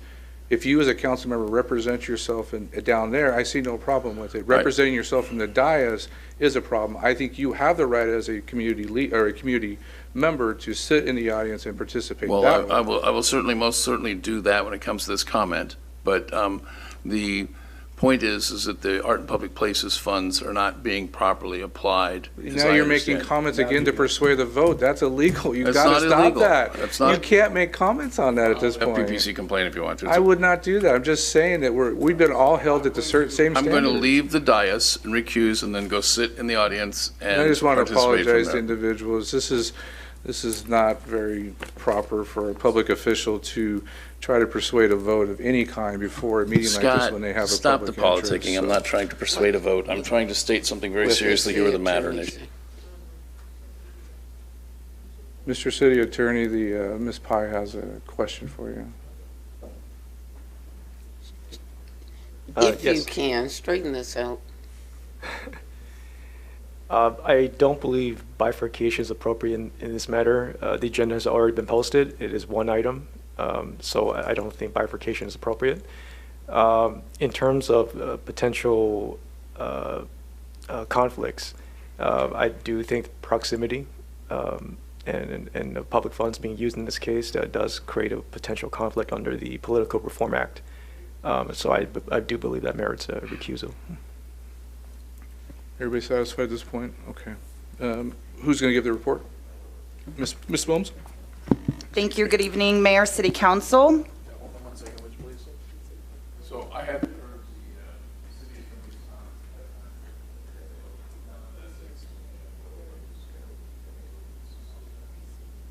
This is the last item on the agenda. I'm not sure if you want to stick around or not. Okay. So I hadn't heard the city attorney's opinion prior to this, so I will recuse. Thank you, Mr. City Attorney. Ms. Wilms? Thank you. Again, Mayor, City Council. I'm going to try to juggle the PowerPoint and this at the same time, so let's see if I can keep up here. Okay, so over the past several years, there has been renewed focus and energy towards the development of the Downtown Arts and Cultural District. On the screen here, I have highlighted the location of the Art and Cultural District. It is in the downtown, but it's actually a much larger area than I think many people realize. So the Downtown Arts and Culture District is bordered by Pearson to the north, West Drive to the west, Hacienda to the south, and Verbena to the east. In 2022, a downtown steering committee comprised of residents and business owners met on several occasions to discuss events and concepts that could breathe life into the downtown. Residents and travelers are placing increased value on unique attractions and experiences associated with destinations, and this trend continues to grow. As an example, a downtown study conducted for the City of Desert Hot Springs by students from Cal Poly found that art and events in the downtown ranked highly favorable amongst our residents. In March of 2023, the City of Desert Hot Springs contracted with Casey Zoltan of Known Gallery in the 7th Letter and the Mural Supply Co. to curate a unique art installation on an entire building located on the corner of Palm Drive and Pearson Boulevard, the main entrance to downtown Desert Hot Springs. Trav, an American artist best known for his monumental wall pieces, created an immersive mural with bold patterns, unique compositions, and imagery that is cohesive with the history of Desert Hot Springs. A mural unveiling was held on April 22nd, 2023, coinciding with the Coachella Valley Music and Arts Festival in downtown Desert Hot Springs, which included live music, vendors, food trucks, and giveaways. On December 5th of 2023, staff brought forward a proposal for the completion of 3 additional murals in the downtown to be completed by separate artists in an amount not to exceed $60,000 per mural for a cumulative amount of $180,000 for the entire project to be paid out of the Art and Public Places Fund. The City of Desert Hot Springs has an established Art and Public Places Fund. It is found in Chapter 17.60 of the Desert Hot Springs Municipal Code. The intent and purpose of the Art and Public Places program is to promote the public interest and general welfare through the acquisition and installation of public art and establish requirements and procedures for developer contributions to public art. The purpose of the Art and Public Places funding, which is a little different than the program, is to develop and maintain a visual arts program for the residents and visitors of the City of Desert Hot Springs, to increase tourism in the community, and to enhance the environment and unique character of Desert Hot Springs by providing for the acquisition and maintenance of public art. Also, per the Desert Hot Springs Municipal Code, City Council has the sole authority to appropriate the expenditures for the use of those funds. Examples of other projects that have been funded through the Art and Public Places program is, as I mentioned previously, the Trav mural and all of our Desert X sponsorships that have been done over the years, to just name a few. Since the timing of the previous proposal that was brought before the City Council in December of 2023, the city has been presented with a separate proposal from local business owner and world-renowned art curator Casey Zoltan, who owns and operates the Seventh Letter, Known Gallery, and the Mural Supply Co. Zoltan previously curated the Trav mural at Palm Drive and Pearson Boulevard that was unveiled in April of 2023. The Seventh Letter was established in 1998 and is a well-known collective of street artists and designers based out of Los Angeles and Southern California. The collective comprises artists who specialize in different mediums such as graphic design, photography, and painting. The Seventh Letter has been involved in various art shows and events, such as Art Basel in Miami, Florida, South by Southwest in Austin, Texas, Life is Beautiful, Las Vegas, Nevada, and ComplexCon, Long Beach, California, as well as collaborated with numerous brands such as Nike, Converse, Levi's, and many others. Known Gallery has gained recognition for its exhibitions that showcase the workings of emerging and established artists and has hosted shows, book signings, film screenings, and music performances. The proposed First Friday Arts and Cultural events would run for a period of 8 months, commencing in November, with the unveiling of new murals each month, and would result in a total of 12 murals in the downtown Arts and Culture District, rather than the 3 that were originally proposed, providing a greater ongoing art experience in the downtown. These events aim to enhance the Desert Hot Springs art movement by creating murals each month in high visibility areas of the downtown, complemented by a series of First Friday events in the downtown again that will highlight art, culture, and community engagement. The project aims to connect artists with the public and drive tourism and economic growth through an integrated approach of art walks, gallery shows, digital content, and merchandise. Each month, a minimum of 1 large-scale mural will be painted at a location designated by the city by a known artist, curated by Casey Zoltan of Known Galleries, the Mural Supply Co. in the downtown Art and Culture District. The first 3 locations that have already been designated by the city is the Express Yourself on Pearson Boulevard, the wall at the old Angel View building, and there's a block wall at Eddie's Smog and Repair. So those are the intended first locations for the first 3 murals, and then if approved, we would continue to work with Casey and his team for the rest of the murals in the downtown. Artists will be encouraged to incorporate themes relevant to Desert Hot Springs culture and mention Desert Hot Springs in all social media content. On the first Friday of each month, an art walk will be held, allowing the public to explore the new murals and connect with other artists and food vendors. Additionally, this monthly event will showcase art in a gallery show. During the gallery show, the artists will be doing live signings and meet and greets. The art walk will highlight the additional murals and street art in the downtown, creating a connected cultural route for attendees. These events will also coincide with Friday Nights on Pearson, bringing additional visibility and traffic to the area and positioning the city as a cultural hub for street art and public art lovers, with the goal of attracting both domestic and international visitors.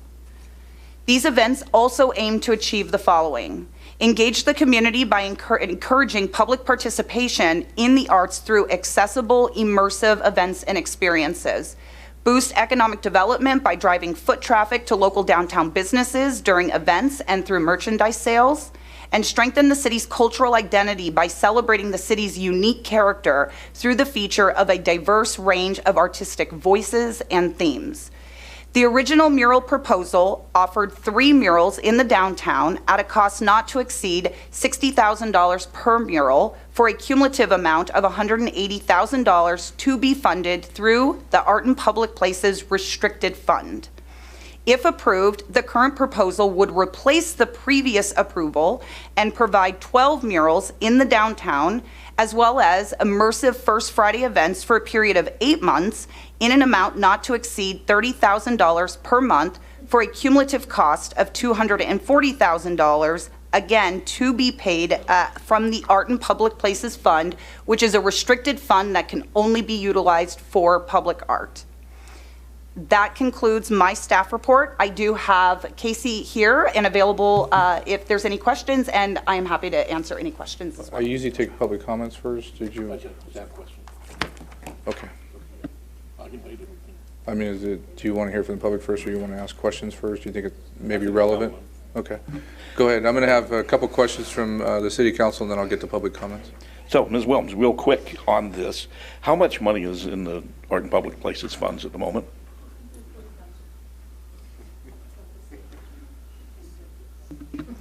So currently, there's $508,622.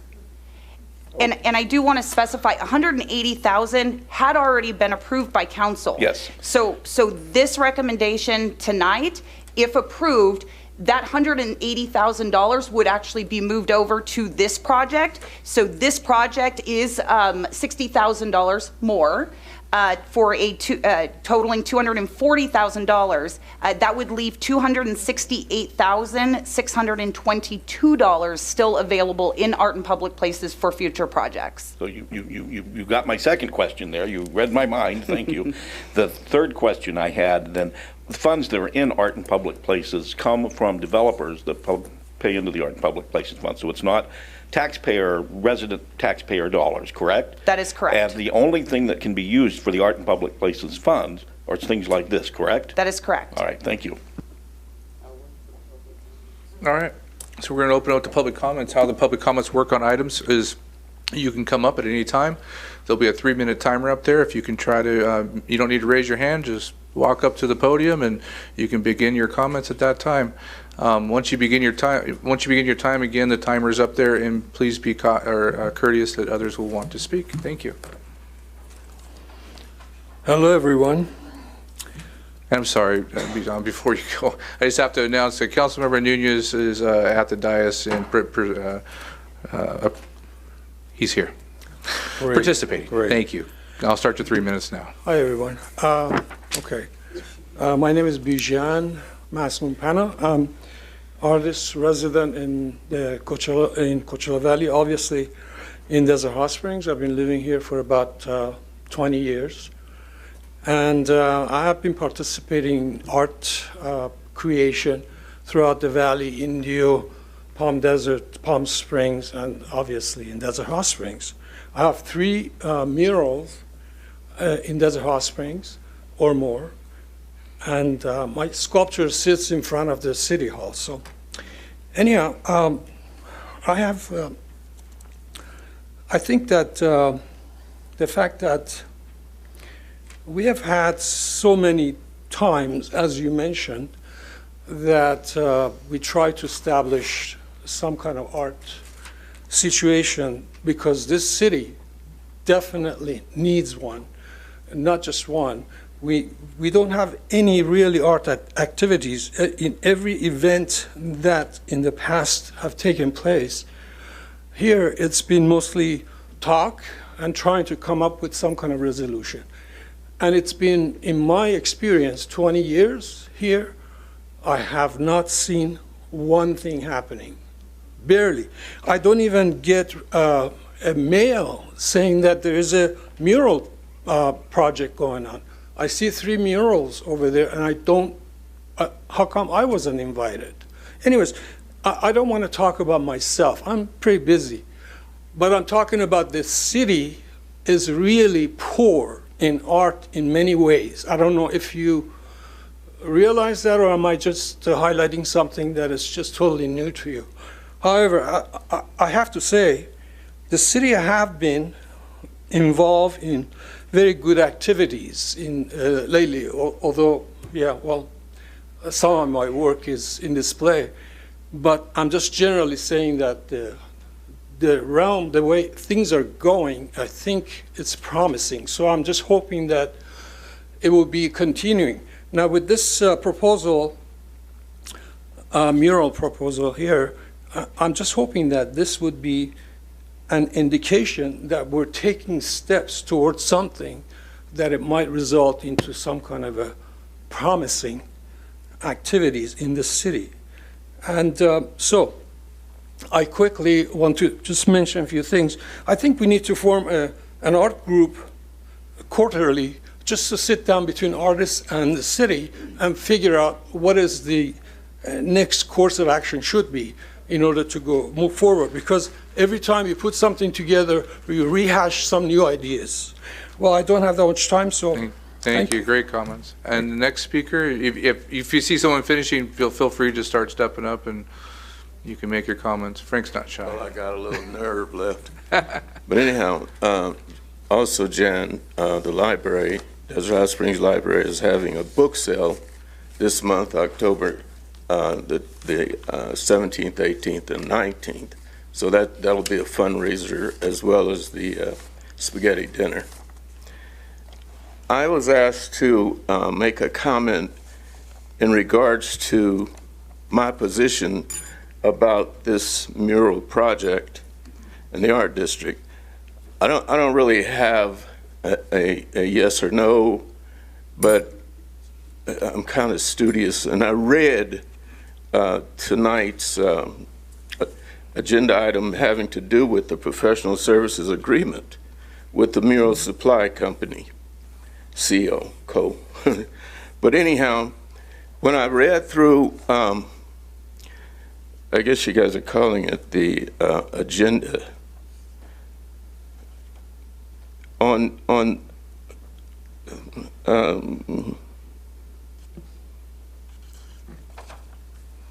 losing my place. Okay, section 12, representations and acknowledgments regarding independent contractor status of consultant. And then I read over in number 5. I'm going to read this to you because maybe you can help me understand it. It doesn't make sense to me.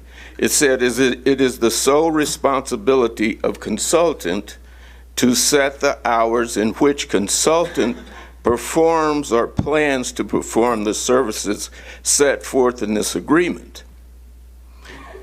Well, to me, when you say that's the consultant's sole responsibility to determine those hours, then how does that match up with the time that the event's going to be taking place at any time? And then, this is really confusing.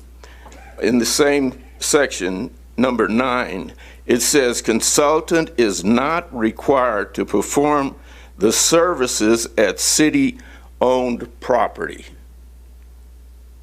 Everything is city-owned that the consultant will be doing is on city-owned property. So this to me is very confusing. I don't understand the language here. So those two things, I don't see how you can go forward with making any kind of decision when the language is not, in my opinion, not clear. I don't get it. Thank you, Frank. We're going to wait through comments, and then the city staff will have answers for you, so please give us a few minutes, and Tuan, close your ears, but I think an attorney wrote the contract, so just joking, Tuan. Yes, ma'am. Hello. Hi. Thank you, Mayor and Council, for having me. My name is Andrea Calderon. I'm a resident here of Desert Hot Springs. My husband and I have lived here for 18 years. I'm also an artist, and I help run a gallery at College of the Desert. And although I'm delighted to see any type of art, as one of our artists here did say, the city does lack that. I also taught art. I would love to see a mural project, and the 12 murals that are proposed here sounds great. The only thing I'm opposed to and I would not want to see is an outside curator from Los Angeles coming in. I believe that would be a huge diss to all of the local talent and the curators, and I see talent every day. I work with college students. Many of my colleagues teach art, and so I can tell you right now that there's a lot of artists here. There's a lot of talent that we need to nurture, and if this project talks about nurturing that and developing the way public murals work, is oftentimes people who live here, they want to see what is local. They want to come out, and they will visit these places if you employ local artists and you give them that opportunity. And I believe strongly in that equity, and that if you want to help develop culture and cohesion, that's how you do it. I just see it as a huge diss to bring someone from the outside, not that this person isn't talented, but we do have to be aware a lot of times when you use the word curator that can be, it can be used, you know, thrown around. Anyone can be a curator. So I just would, as a resident, I really urge you to consider maybe finding local arts organizations. There are so many here in the Coachella Valley, many of you know them, that could help you put out a proposal or even bring art submissions. We do them all the time as we bring in artists and curators into our own gallery at the college. So that's my concern, and I would love to see local talent here, high school students. I know you guys are helping the community, you're helping the high school. That is one way to create that cohesion, diversity, and I feel we've already seen Casey Zoltan's. We have that huge mural on Pearson and Palm Drive, and I think public art a lot of times needs to speak to the culture, and a lot of that is you know, what is here and the talent that is here. So I urge you to consider maybe reworking this proposal to include artists and or curators or people, organizations that can help you make these, get these submissions to find these different muralists, so then you have a range of diversity here. Thank you. Thank you for your comments. Anyone else?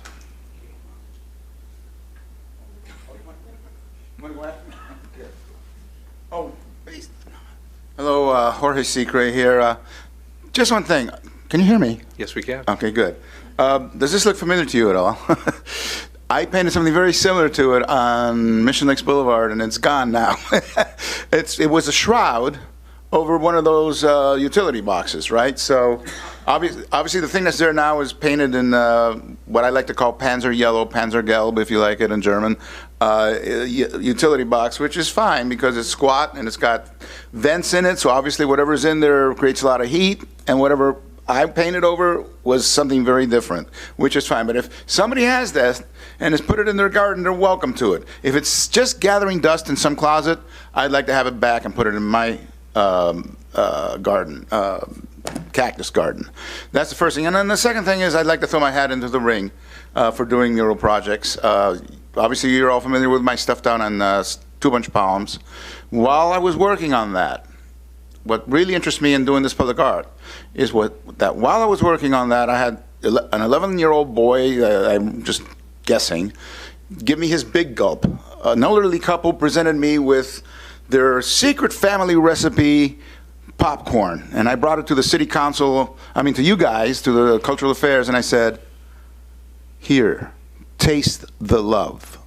Because that's what I was getting when I was working on these things. And for the people of Desert Hot Springs who were so lovely to me while I was working on that, I would love to do the same for them again. So if there's a mural project, I'd like to be a part of as many of those things as I can.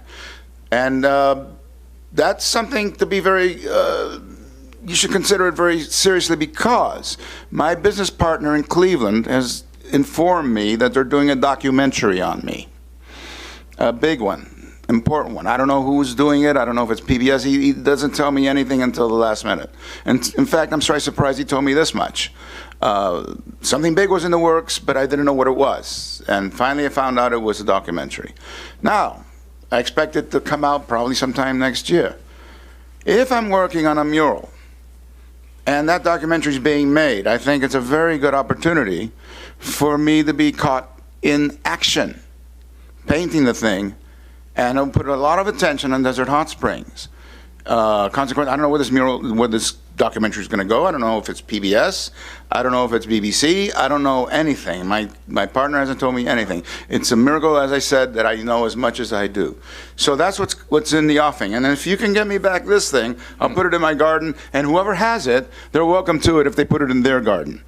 Okay? So keep me posted, and please think of me when the time comes. Hey, you'll get a lot of attention for it. Love the beard.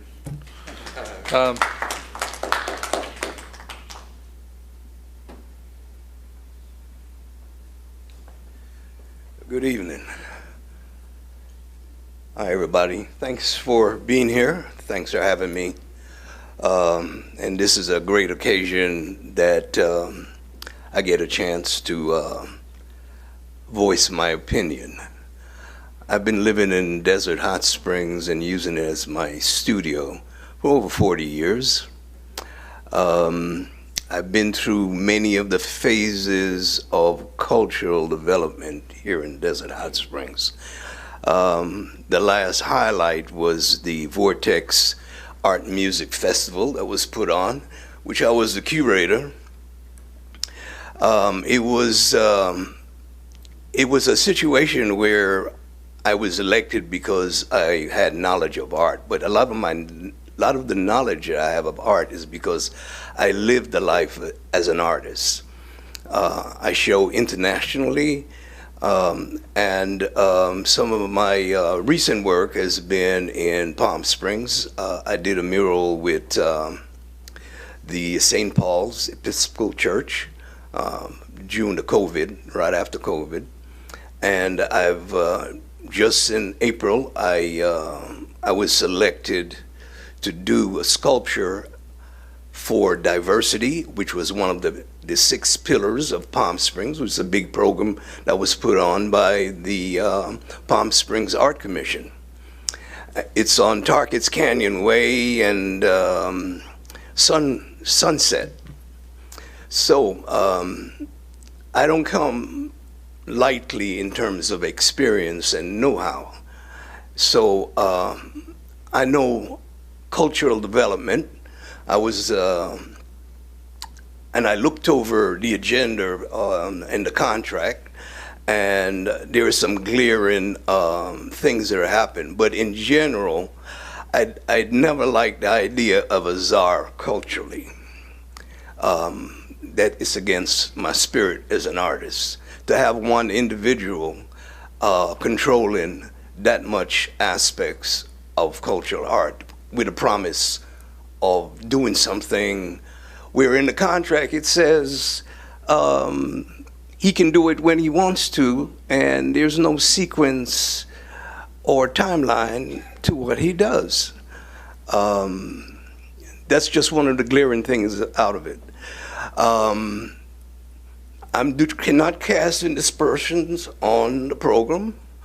I've seen the work, but there's a criteria in terms of what's a mural and what's a super graphic. That building at Palm and Pearson Thank you, sir. is a super graphic. Thank you, sir. It's going to be 3 minutes, and I got to give others the same time. All right. Well, thanks for having me. Thank you. Who's next?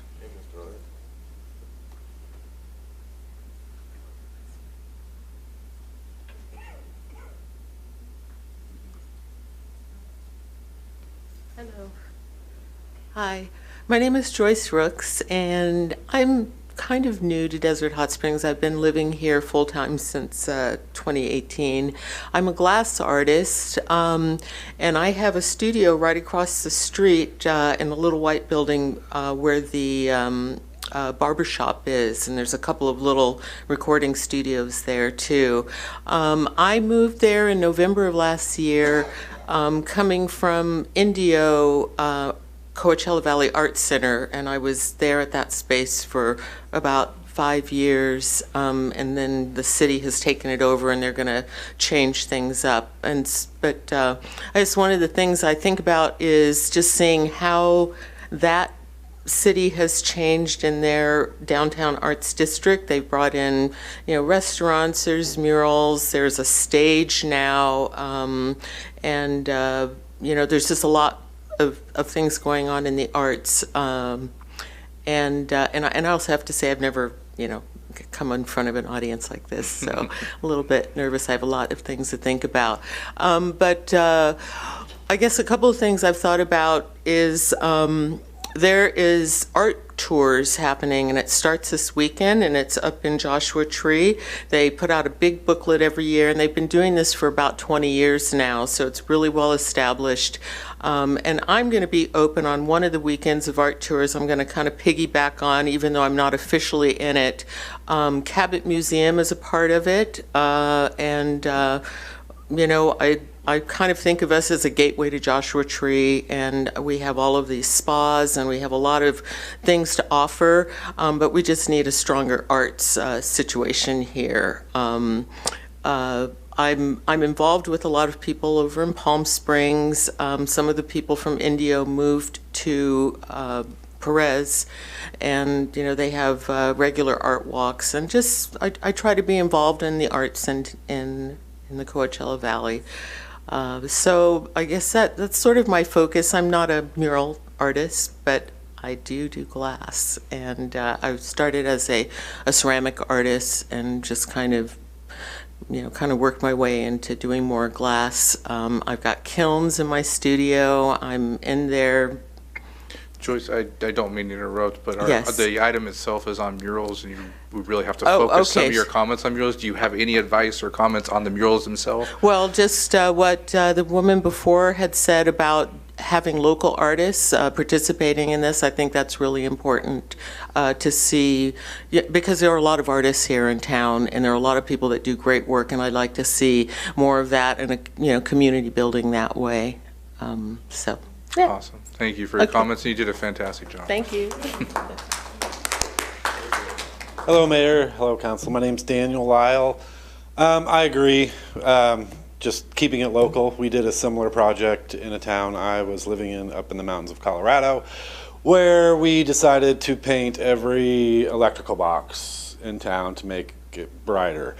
And the only people that were allowed were local artists. And they all turned out wonderful. They weren't all professional, but there was a real value in that as you walked around town when it was finished. You didn't know who did it, but you might have been your neighbor. You know what I mean? And it was a really big deal. And I also agree with that building that I drive by on Palm and Pearson every day, because I live right by it. It's an eyesore to me. It doesn't stick out. It's a super graphic. And we can do better than that. We need better than that. That's all. Thanks. Thank you.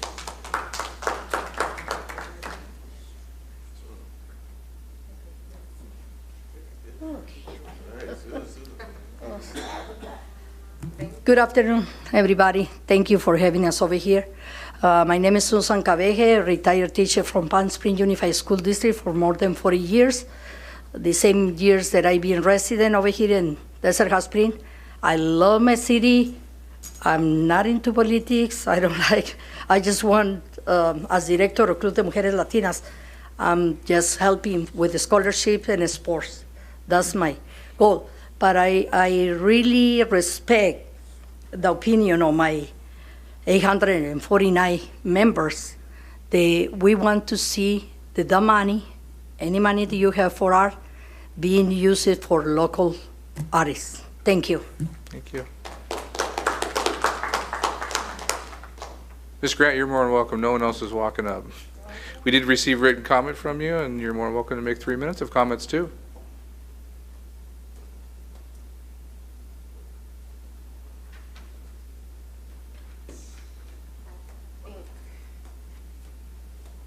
I wrote you a letter, so I hope you've all received it. My name is Rakita Grant. I shouldn't have to do a formal introduction, but I want to say grand afternoon, grand evening, Mayor, staff, City Council, residents. So, the proposed agreement set forth today for professional service has me concerned. I wouldn't be here. First, I thought it was an issue of semantics, but now it seems more like an etymological fallacy. I told myself that it's clear that this is a professional service agreement for consulting and curation. However, the AIPPP, the Art in Public Places, was not created for this. It was created for us to fund for the developers to place public art and not for consultation and curation. The length of the agreement has an amount allocated for this proposal has increased. I don't know if the city is aware, but I believe you were. $4.7 million in grant money came from the state of California through the Inland Empire Creative Corps. The city could have captured a portion of the $1.4 million, $100 to be exact, as cultural bearers that could have offset this type of project and not funding that was not implemented for this purpose. I'm asking council just to vote no on this proposed agreement for consultation and curation of this magnitude and scale, that you attempt to garner and establish a framework, the blueprint, that doesn't alienate and ostracize the local artists and creative community, and revisit this collaboration at a later date. All I can think about is what I see in this community, what I observe every day. And I know that there is a need for art. I know there is a need for something to be done. I don't believe that this is the correct vehicle as far as the appropriation of money coming out of the art in public places. I do believe that we have another ordinance, I think it's chapter 3.44 or something like that, that you're supposed to give local preference for professional services, especially for sustainability and the longevity to our community first. I believe that if you continue to use Casey Zoltan, or Zoltan, if I said that correctly, what we will have here is restrictions. He's only going to use the known artist.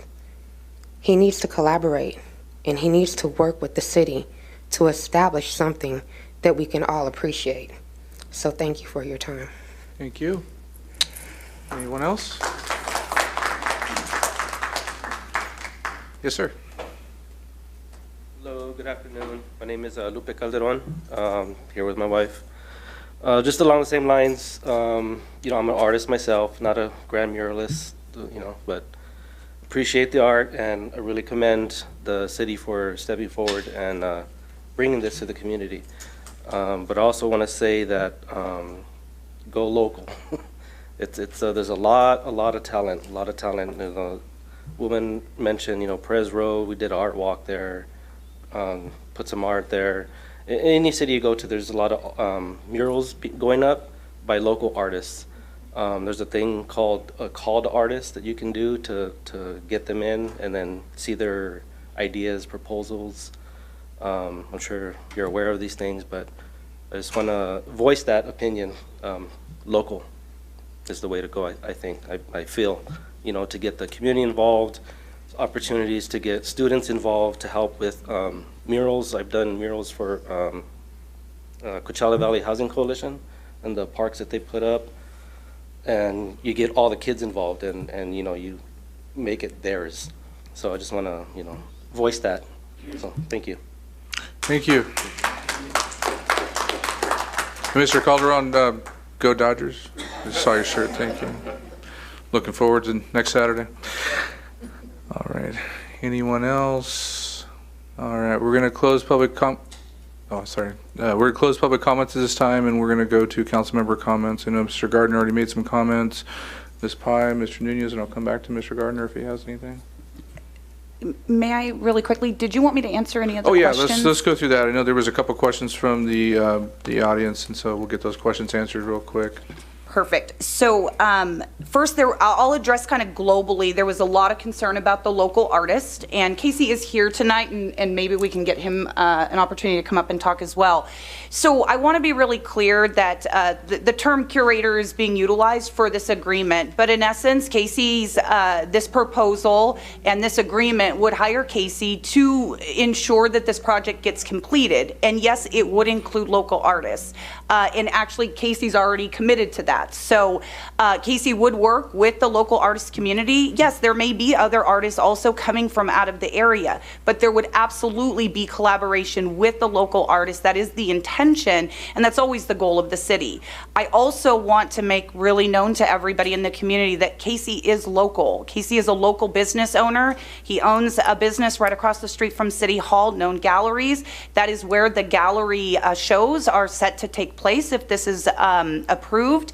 And again, Casey has that commitment and that desire as a small business owner. He's expressed to us to continue to see the city grow, prosper, and develop the downtown. So I don't want to put a lot of words in Casey's mouth, so I'm sure he'll have an opportunity to come up and address those things. But him and I have spoken quite at length about the necessity of including our local artists. That has always been the goal of this community, is to ensure that we're partnering with the local community and having art flourish here.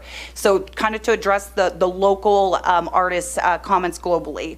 Now, with respect to Mr. Elmore, there was some questions he had related to contract language. So that is our standard contract that's used. Our city attorney did in fact draft that. And there, when it talks about a consultant, it's generic language in there to make sure that there is a division to ensure that in no way, shape, or form there is any illusion that the person that is being contracted by the city is at all a city employee or has rights of a city employee. So it is standard language. I'm happy to answer any specific questions that anybody might have offline, but it is very specific to that. Now, in terms of some of the questions related to designation of hours of work, that sort of thing, again, that's standard consultant language, because as a city, if we hire a consultant, we can't specify the hours that they work. It's against the law. Now, what I will say is the contract does, in fact, obligate Mr. Zoltan, if this is approved, to complete a minimum of 1 mural a month. And then, but there will be several months where there will be multiple murals that are completed. There will be 12 murals completed over the 8-month period. And I also want to make sure that everybody understands that payment is not going to be rendered if the services are not received. So this isn't a lump sum of $240,000 that's being given. That's not how we operate here at the city. For Ms. Calderon, and if I mess up anybody's pronunciation of your last names, I'm so sorry. I think I may have captured your concern with the local artists, but if you have any other questions outside of that, please feel free to let me know.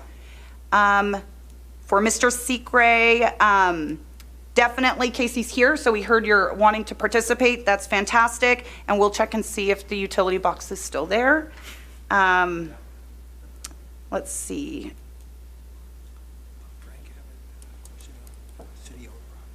Oh, city-owned property.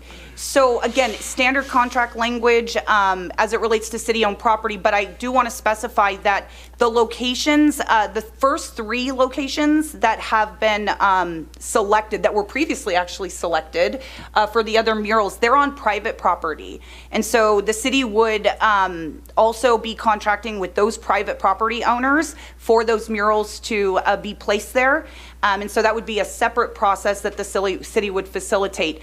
But in terms of a city-owned property, at this point, we don't have any city-owned property that has been specified for these murals at this point, or even looked at, actually, for these murals. There's been quite a number of small businesses in the downtown community, though, that have come to us with their hands raised wanting this there. Let's see. I think I got everything, because I think most of the other stuff was related to the local businesses, and then of course Casey's here. And again, offline, I know public comments is closed, but offline, you can more than welcome to stop by and see staff and ask questions anytime. Casey, did you want to say a few words on behalf of this contract or possible contract?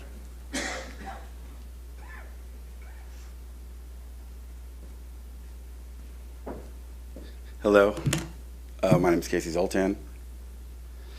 I wasn't really prepared to speak, but I think there's a lot of questions that need to be answered. Like you said, I am local. I have business across the street. It's been there for a while. It's where we did our art show with Trav, and it's also where we plan to do art shows monthly for this project. I do work with a lot of local artists and plan to work with local artists more. Some of the local artists around in this vicinity not only work with me on known and art shows, but also work for the Mural Supply Co., which is a company that we paint murals for a ton of different things. Our main client is Insomniac, so we paint all the Insomniac events. Some of you guys know Aaron Hansen. He's a local artist. He works with us as well as a handful of other people. I don't know if they want their names said. I was writing while you guys were talking, and I'm going to try to do my best to answer everybody. The first person had said something about People don't know what's going on, when murals go up and different things that happen in the city. So I think that's kind of part of the reason of doing this project is consistency, creating like a First Friday, so it's something that we can remember that it happens every Friday, and creates that event type of energy, as well as social media posts. I have a decent following on social media on a couple of different accounts that I have, as well as the artists that we're working with on a daily basis. They have big followings. The people that we plan to bring in to do different things as well have big followings. So I think that would be like the main thing is, getting social media behind this, getting interviews with magazines and other popular blogs, or things like Complex Media or Hypebeast or Art Forum or whatever it is, different things. So that was one of the questions the first person had. The second thing talked about having like kind of people getting together and talk about this, and I would love to either host that or be part of that and create some type of monthly meeting where the city and local artists can get together and we can kind of just, collaborate and think about things we can do. For me, to be very crystal clear and honest and everything, like, I have no financial gain in this. I don't plan to take any of the money that is being dispersed. And I know that sounds crazy, and people say, oh, it's not true, whatever. Do your research on me. Ask artists about me. I'm a philanthropist, is what I do. After the Trav show, the Trav mural, I realized like we had this, small little tiny event space across the street. And I was like, well, let's do another show or continue to do shows.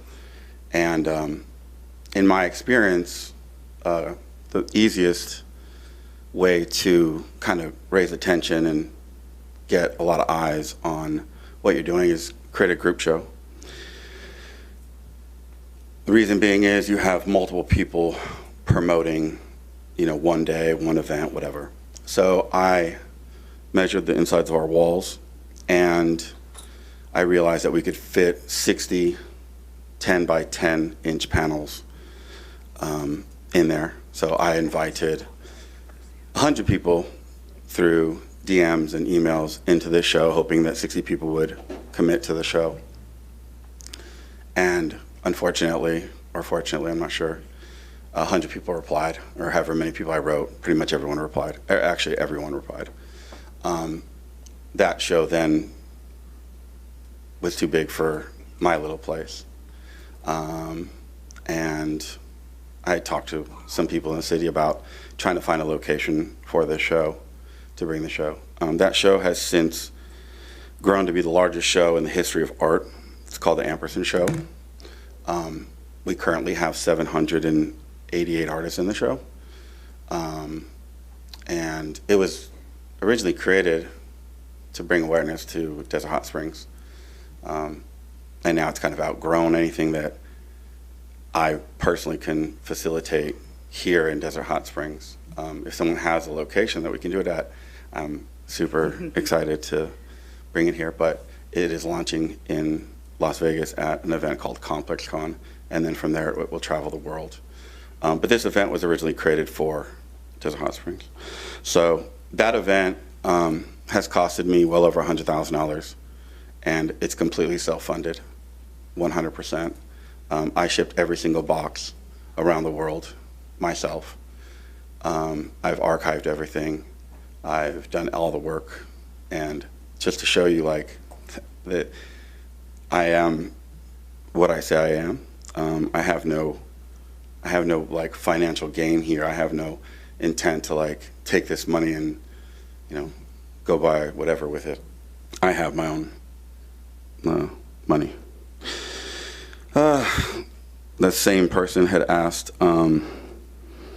some other questions but ran out of time. And anyone that ran out of time, I'll stay behind and I can answer any questions personally outside. The second person, all those questions were for for the city. I can't answer any of those questions about the contract and all that stuff because I don't know. I've never even really seen it, to be honest. The third person, again, my business is across the street. I've personally been in the desert for, I don't know, 35 plus years. I've lived here full time for approximately 7 or 8 years, but I've been in the desert for 35 plus years. We bought our first house out of the back of Cycle News newspaper, and came out here to, I don't know, ride motorcycles and get peace and get away from the city. Same thing I've already said, you know, we plan to work with a lot of local artists on the murals and art shows as well. I think the reason why we wouldn't only do local artists is because the goal here is to bring a lot of attraction and hype. And I think in order to do that, we're going to have to bring in some big name artists.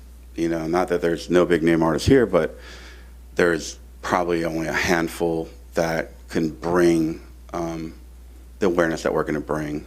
A lot of the artists that we will bring into this program would not even paint a mural for the budget that we're looking at. These are going to be favors that are owed to me that I'm going to use for the city of Desert Hot Springs, to be completely transparent. They wouldn't even take a look at, you know, these types of budgets, just being crystal clear. The fourth person, I think, talked about doing some murals. I would love to talk to anyone here that's interested in doing murals, doing art shows, et cetera, et cetera. Fifth person, I have no idea about the contracts. Would love to talk to you about your art and your mural work. Sorry you were cut off. Let's talk after. Sixth person, I think it was the glass person. I would love to figure out a way to incorporate a glass workshop or something like that. Highway 62 art tour was mentioned. It's my favorite thing in art, period. I've traveled the world my entire life. My godfather put me in his art studio. When I was born, basically, my godfather's name is Endre Saz. He's a very famous Hungarian artist. He was idolized by Salvador Dali and many others. And I was raised in his studio and attended gallery shows since I was a child. And my favorite thing in art is the Highway 62 art tours. So speaking about that, I would love to work with everybody here to create something like that for the city of Desert Hot Springs. And in fact, when I first bought this building, I don't know, 6 years ago or whenever it was, the first thing I did is got an Instagram handle that says, I think it's DHS Art Walk, with the intention of creating an art walk for the city of Desert Hot Springs. And as far as workshops for the ceramics and stuff, my daughter actually taught at Z Ceramics in Yucca Valley, and I would love to put something like that together. I love the idea of local arts. Eighth person, again, love to work with local artists. The ninth person, yeah, I think I answered. I think you did pretty much everything. A fantastic job. Yeah. So I try to write down notes and try to. You're going to remain in the back there, so if anybody has any questions. Here. Yeah, and if I'm not here, I'm across the street a lot. You can knock on my door, and like I said, I'm here to help the community and really get foot traffic and try to fix this community as much as I can through art, and I can give people examples later off stage. I appreciate you and what you're doing, and I'm going to get the city council to debate this and make a decision so we can move forward. Thank you.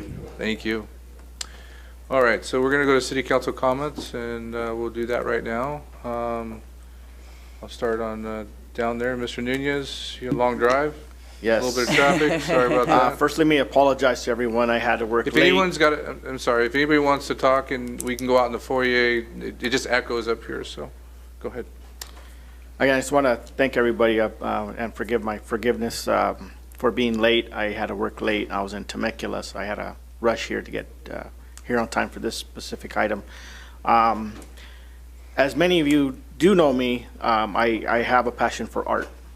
And it'd be remiss to say that we had an opportunity, and listen to me closely, we had an opportunity to do more with what we had to work with. And anybody that has money for the arts or in arts, you try to squeeze that money to get whatever you can for it. So for me, if you're telling me 3 murals make sense to pay $160,000, I have to question that. Because here we have an opportunity to do 12 murals for just little over the cost. When it comes to local artists, I think everyone in the city and on the council never overthought that we're not going to use local artists. I think we all agreed up here that we're going to use local artists. I don't know where you guys got the idea saying that we're not going to use local artists, or that's even language that we're going to be using. But I can commit to myself here tonight that I wouldn't move forward with this if it didn't have local artists involved. That said, I mean, the staff knows how I feel, that we can use young artists as elementary. We can use high school students for elementary, even the college students. I think when it comes to art, how do you not include everybody in everything, because that's what art is.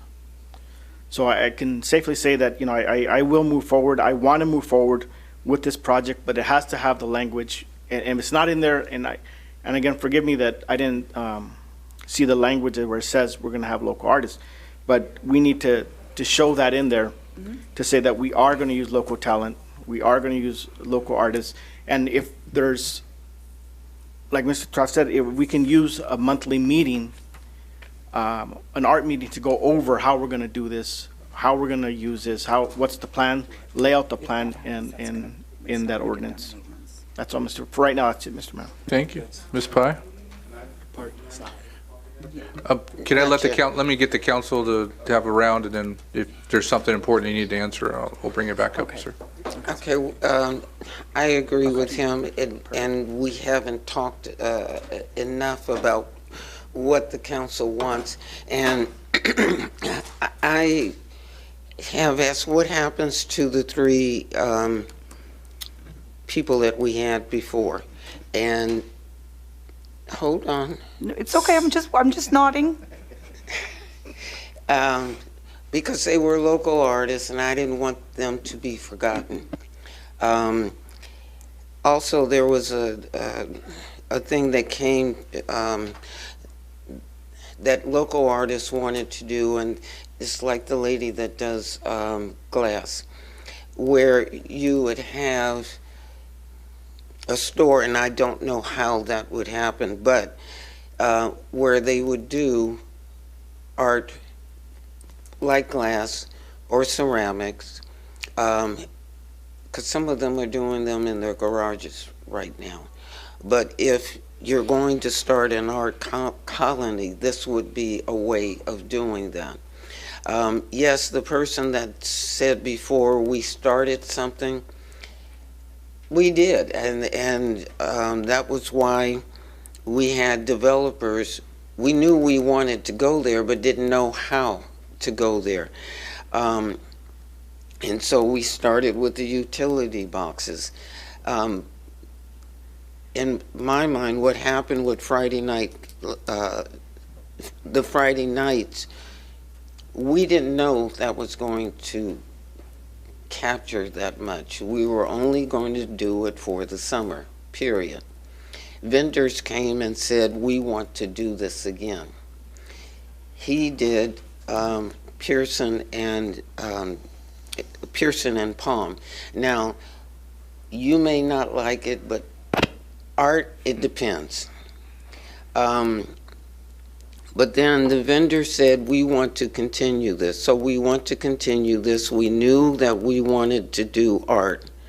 And so now we are starting something.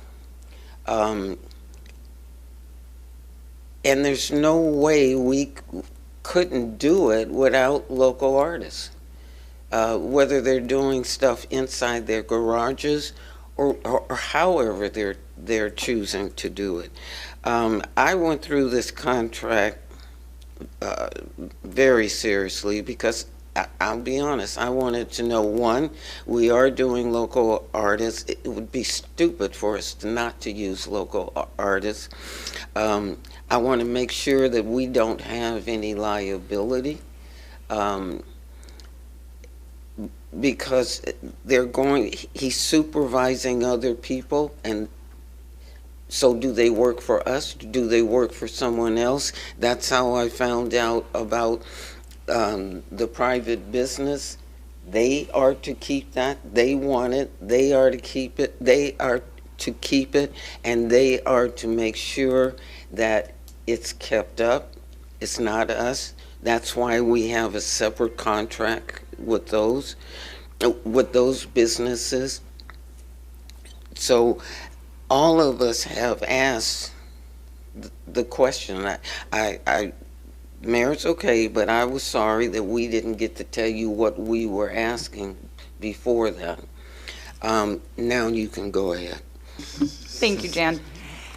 So first, I do want to clarify, the original 3 muralists that were approved, those were actually not local artists. So those we had several local artists that applied for that initial RFP, but we went out and we had community engagement, went to the high school, so on and so forth. And the 3 artists that actually were selected are from 3 different locations throughout the country. So, but with respect to the question about whether they were notified, But wasn't he one of them? he applied, but he was not one of the artists that was selected for one of those original murals.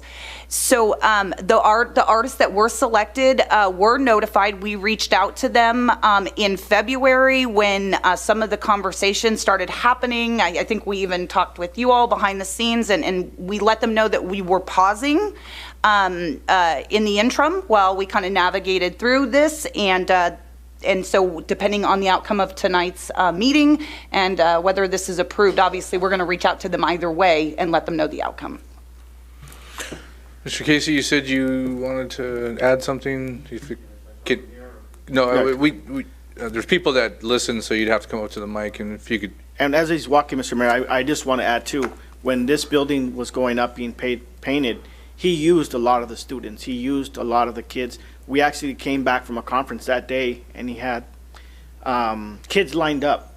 And I remember that. It was priceless. Yeah, it was a fun day. So thank you. Yeah, we gave them all gifts.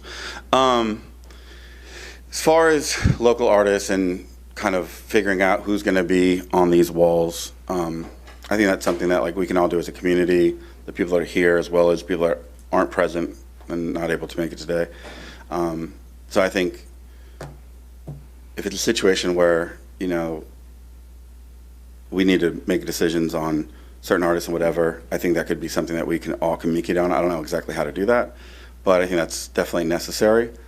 And I think, you know, again, like, I'm definitely the type of person that under-promises and overachieves. You know, we said we were going to do 12 murals. I think, you know, by the end of this, we'll paint a lot more, and I think that'll be a good way to give a lot of the local artists and what have you an opportunity to paint. And you know, a lot of things that we didn't discuss in today's meeting is like different activities and activations during the first Friday, if that's what we end up calling it or whatever.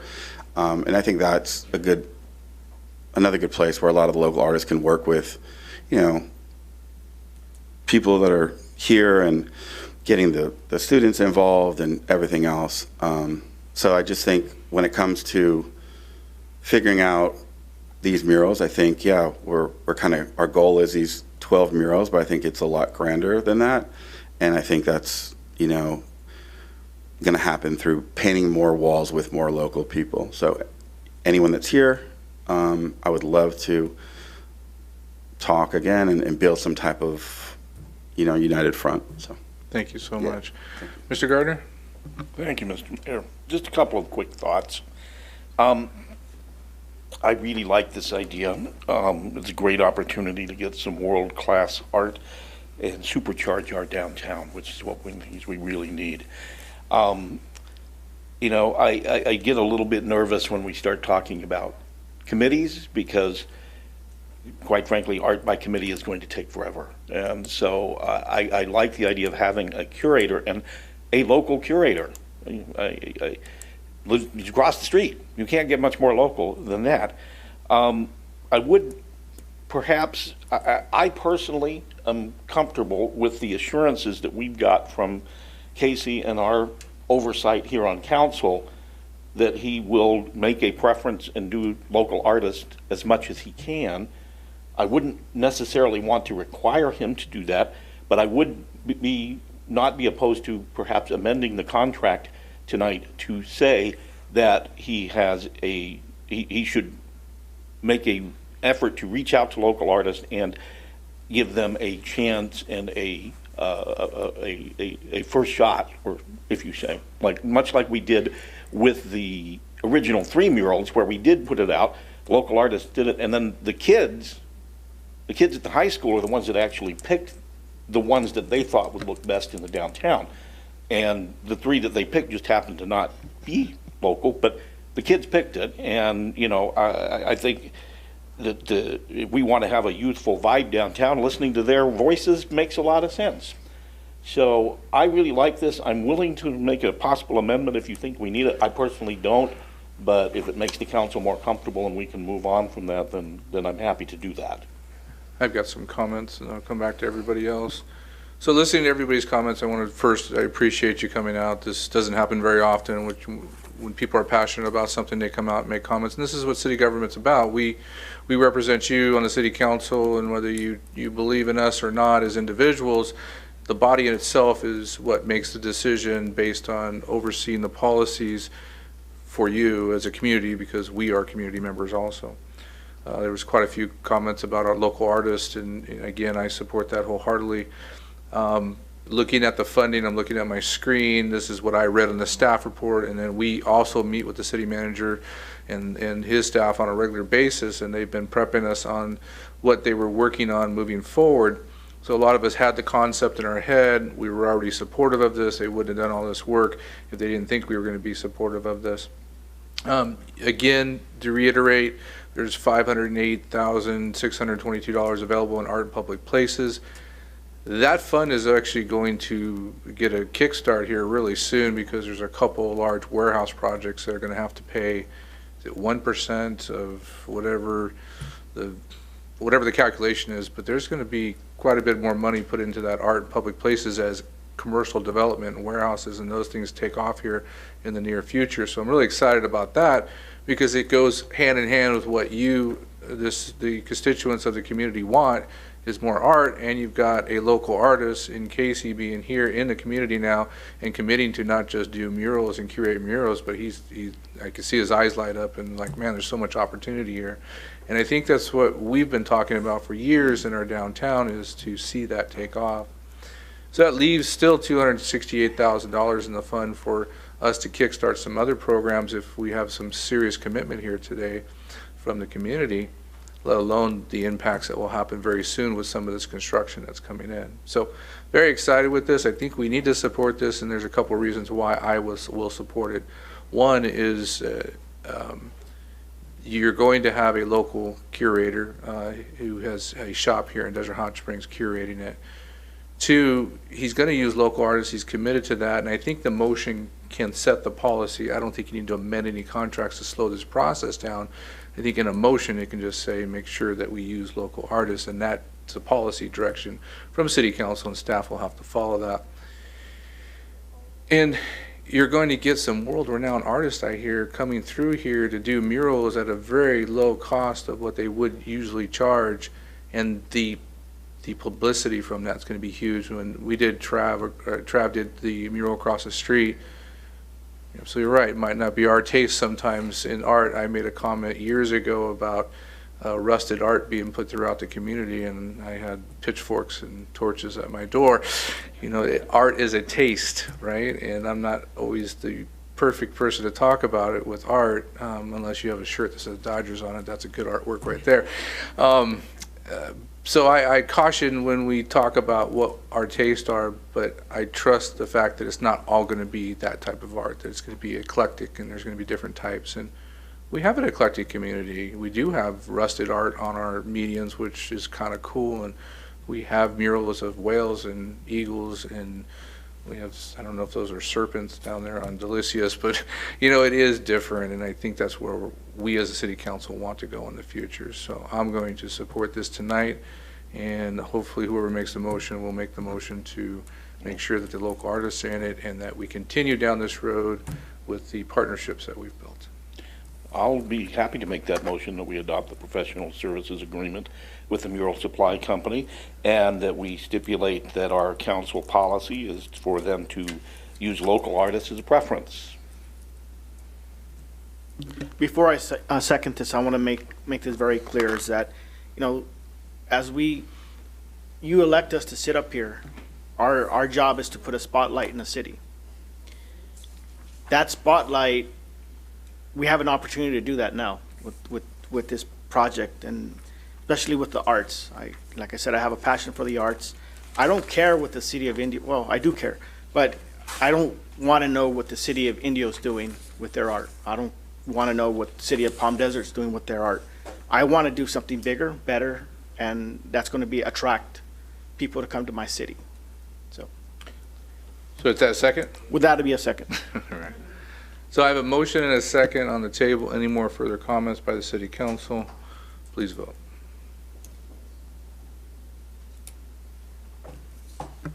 Motion passes unanimously. Thank you, everybody, for attending today. Mr. Betts, are you still in? Okay, great. We're going to move to the last item, which is public comments. Anyone that did not speak in public comments on an item not on the agenda at the beginning of the meeting may do so now. Andrea, if you had your hand raised, you can make a comment now if you want. If it's not on any of the agenda items, if you just have a general comment, you're more than welcome to come up and make that comment, yeah.